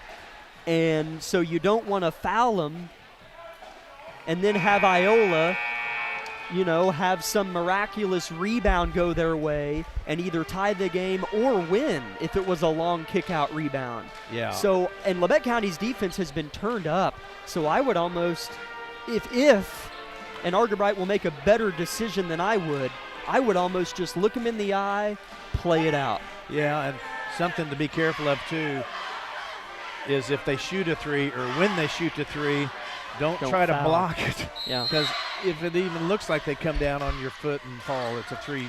Here we go. 10 seconds remain. Labette County leads by 3. Right side, Bauer. It's a set play. They're looking for Crooks. He isn't there. Backside, off his knee, out of bounds. Yep. Turnover forced by Labette County's defense. Rock'em sock'em robot defense by your Labette County Grizzlies. Suffocating man-to-man off the lower extremity of the Mustang. Turnover, Iola. 3 seconds until a victory. Now 2 seconds as Carson Lamb is fouled. 1 free throw will end the ball game. Yeah, wow. And what's interesting to me is Iola was passing that ball underneath like they were going to want him to shoot that little layup. I think we just had them so contorted with our pressure, they were a little bit lost concentration. Their play fell apart. First free throw no good by Carson Lamb. The foul was on Austin Crooks, who I think the set play was teed up for. I'm sure. But we covered him really well on the elevator screen. Yeah. Labette County wisely has nobody in the lane, so no foul could happen on a rebound or anything. It's 55-52, Labette County leads. If Carson makes this free throw, it's over. He misses. Rebound, Kagan Bates! Oh my goodness! And Labette County is victorious in Iola, Kansas. Labette County had nobody in the lane, but Kagan Bates soared in from the volleyball stripe at the perfect moment, caressed the basketball, and Labette County cradles home a victory.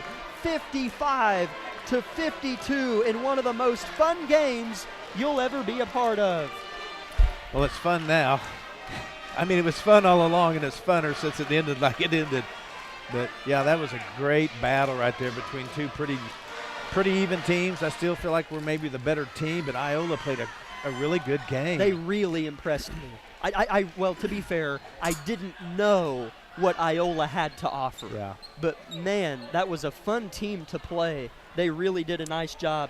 We'll return here in 2 minutes with the Bowen Pharmacy post-game show.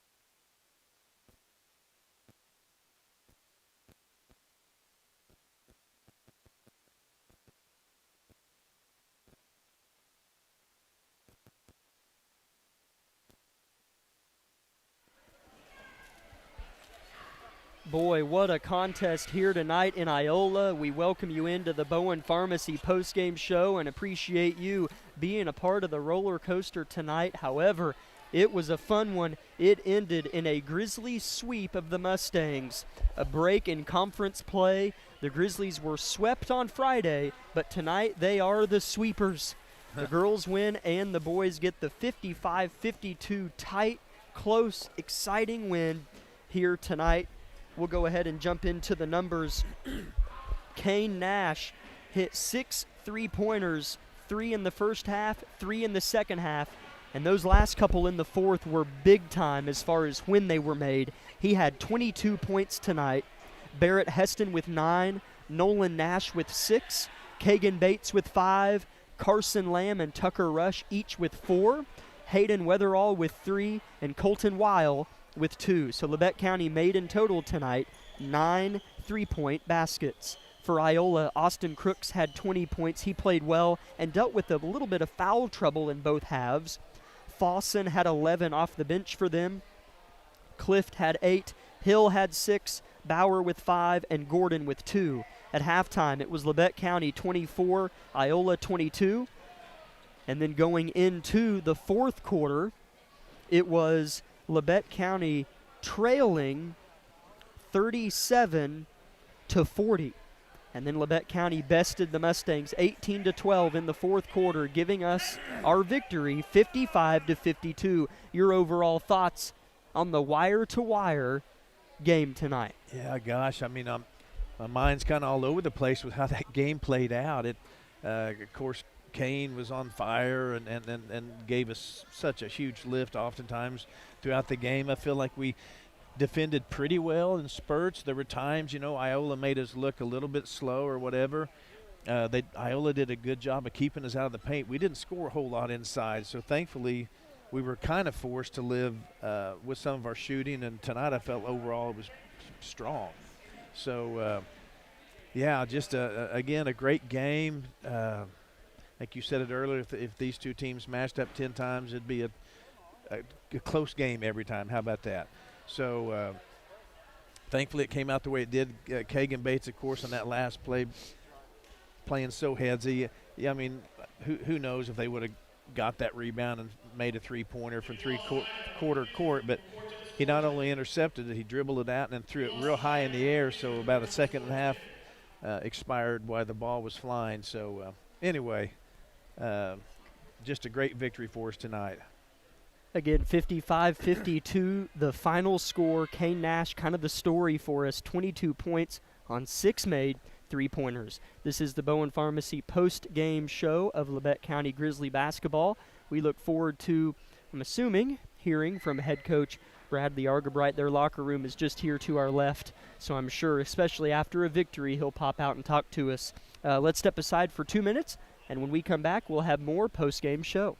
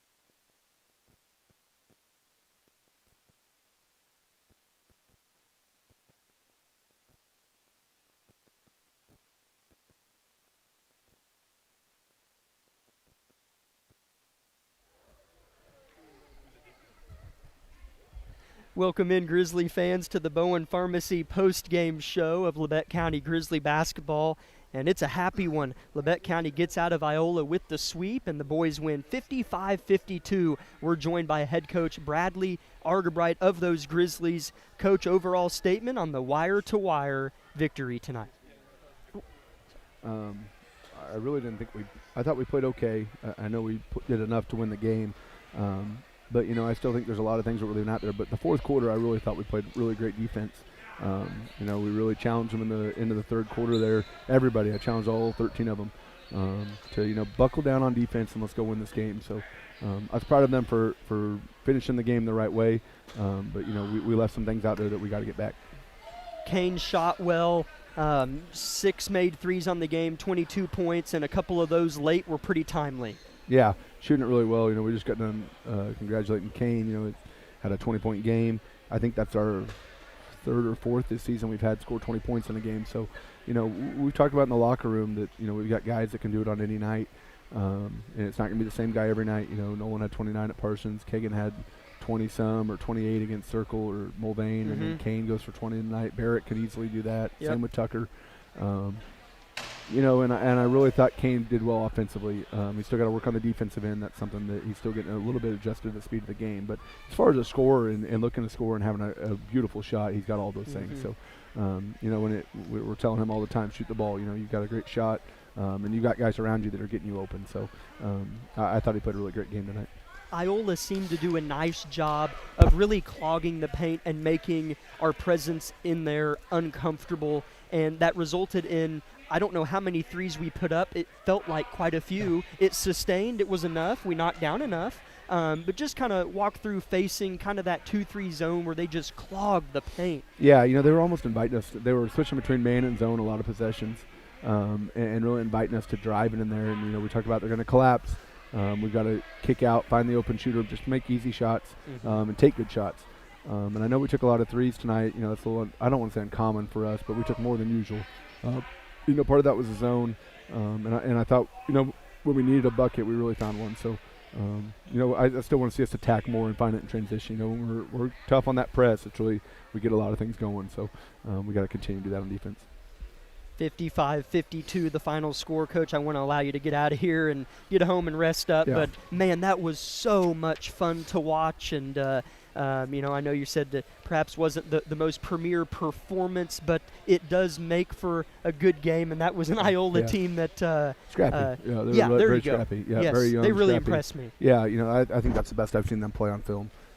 I thought they played really hard tonight. Number one was a tough out all night. He had a great game for them, but I thought we did a really nice job on their senior number 2. He was their leading scorer coming in the game, and I don't know. Oh, really? Yeah, he had 5 points. Yeah. So I thought we did a really good job on him, but we had to be better on one. But like I said, it was a great game. It's always good to get one on the road. And then this year, what we're doing a better job of so far is we're finishing games, putting ourselves in a great spot for sub-state placing right now. We just got to keep chugging along. So we got another tough matchup on Friday against Pittsburgh, and we got to be ready to go. Coach, thanks. Rest up. Good to see you. Yeah, thank you, and great win. Go Grizzlies. Labette County wins it 55-52 and gets the sweep tonight. Has to feel good for both the girls and boys to get the win tonight after kind of a long bus ride home from Fort Scott on Friday. They'll have kind of a joyous one going home tonight from IOLA. For Joel back at the station, making our voices heard across the airwaves, the board operator tonight, and Jonathan Dusher on the camera, and my dad, Jack Leake, on the color. My name is Jack Leake III, saying so long from IOLA. Safe travels if you're driving, and as always, God bless.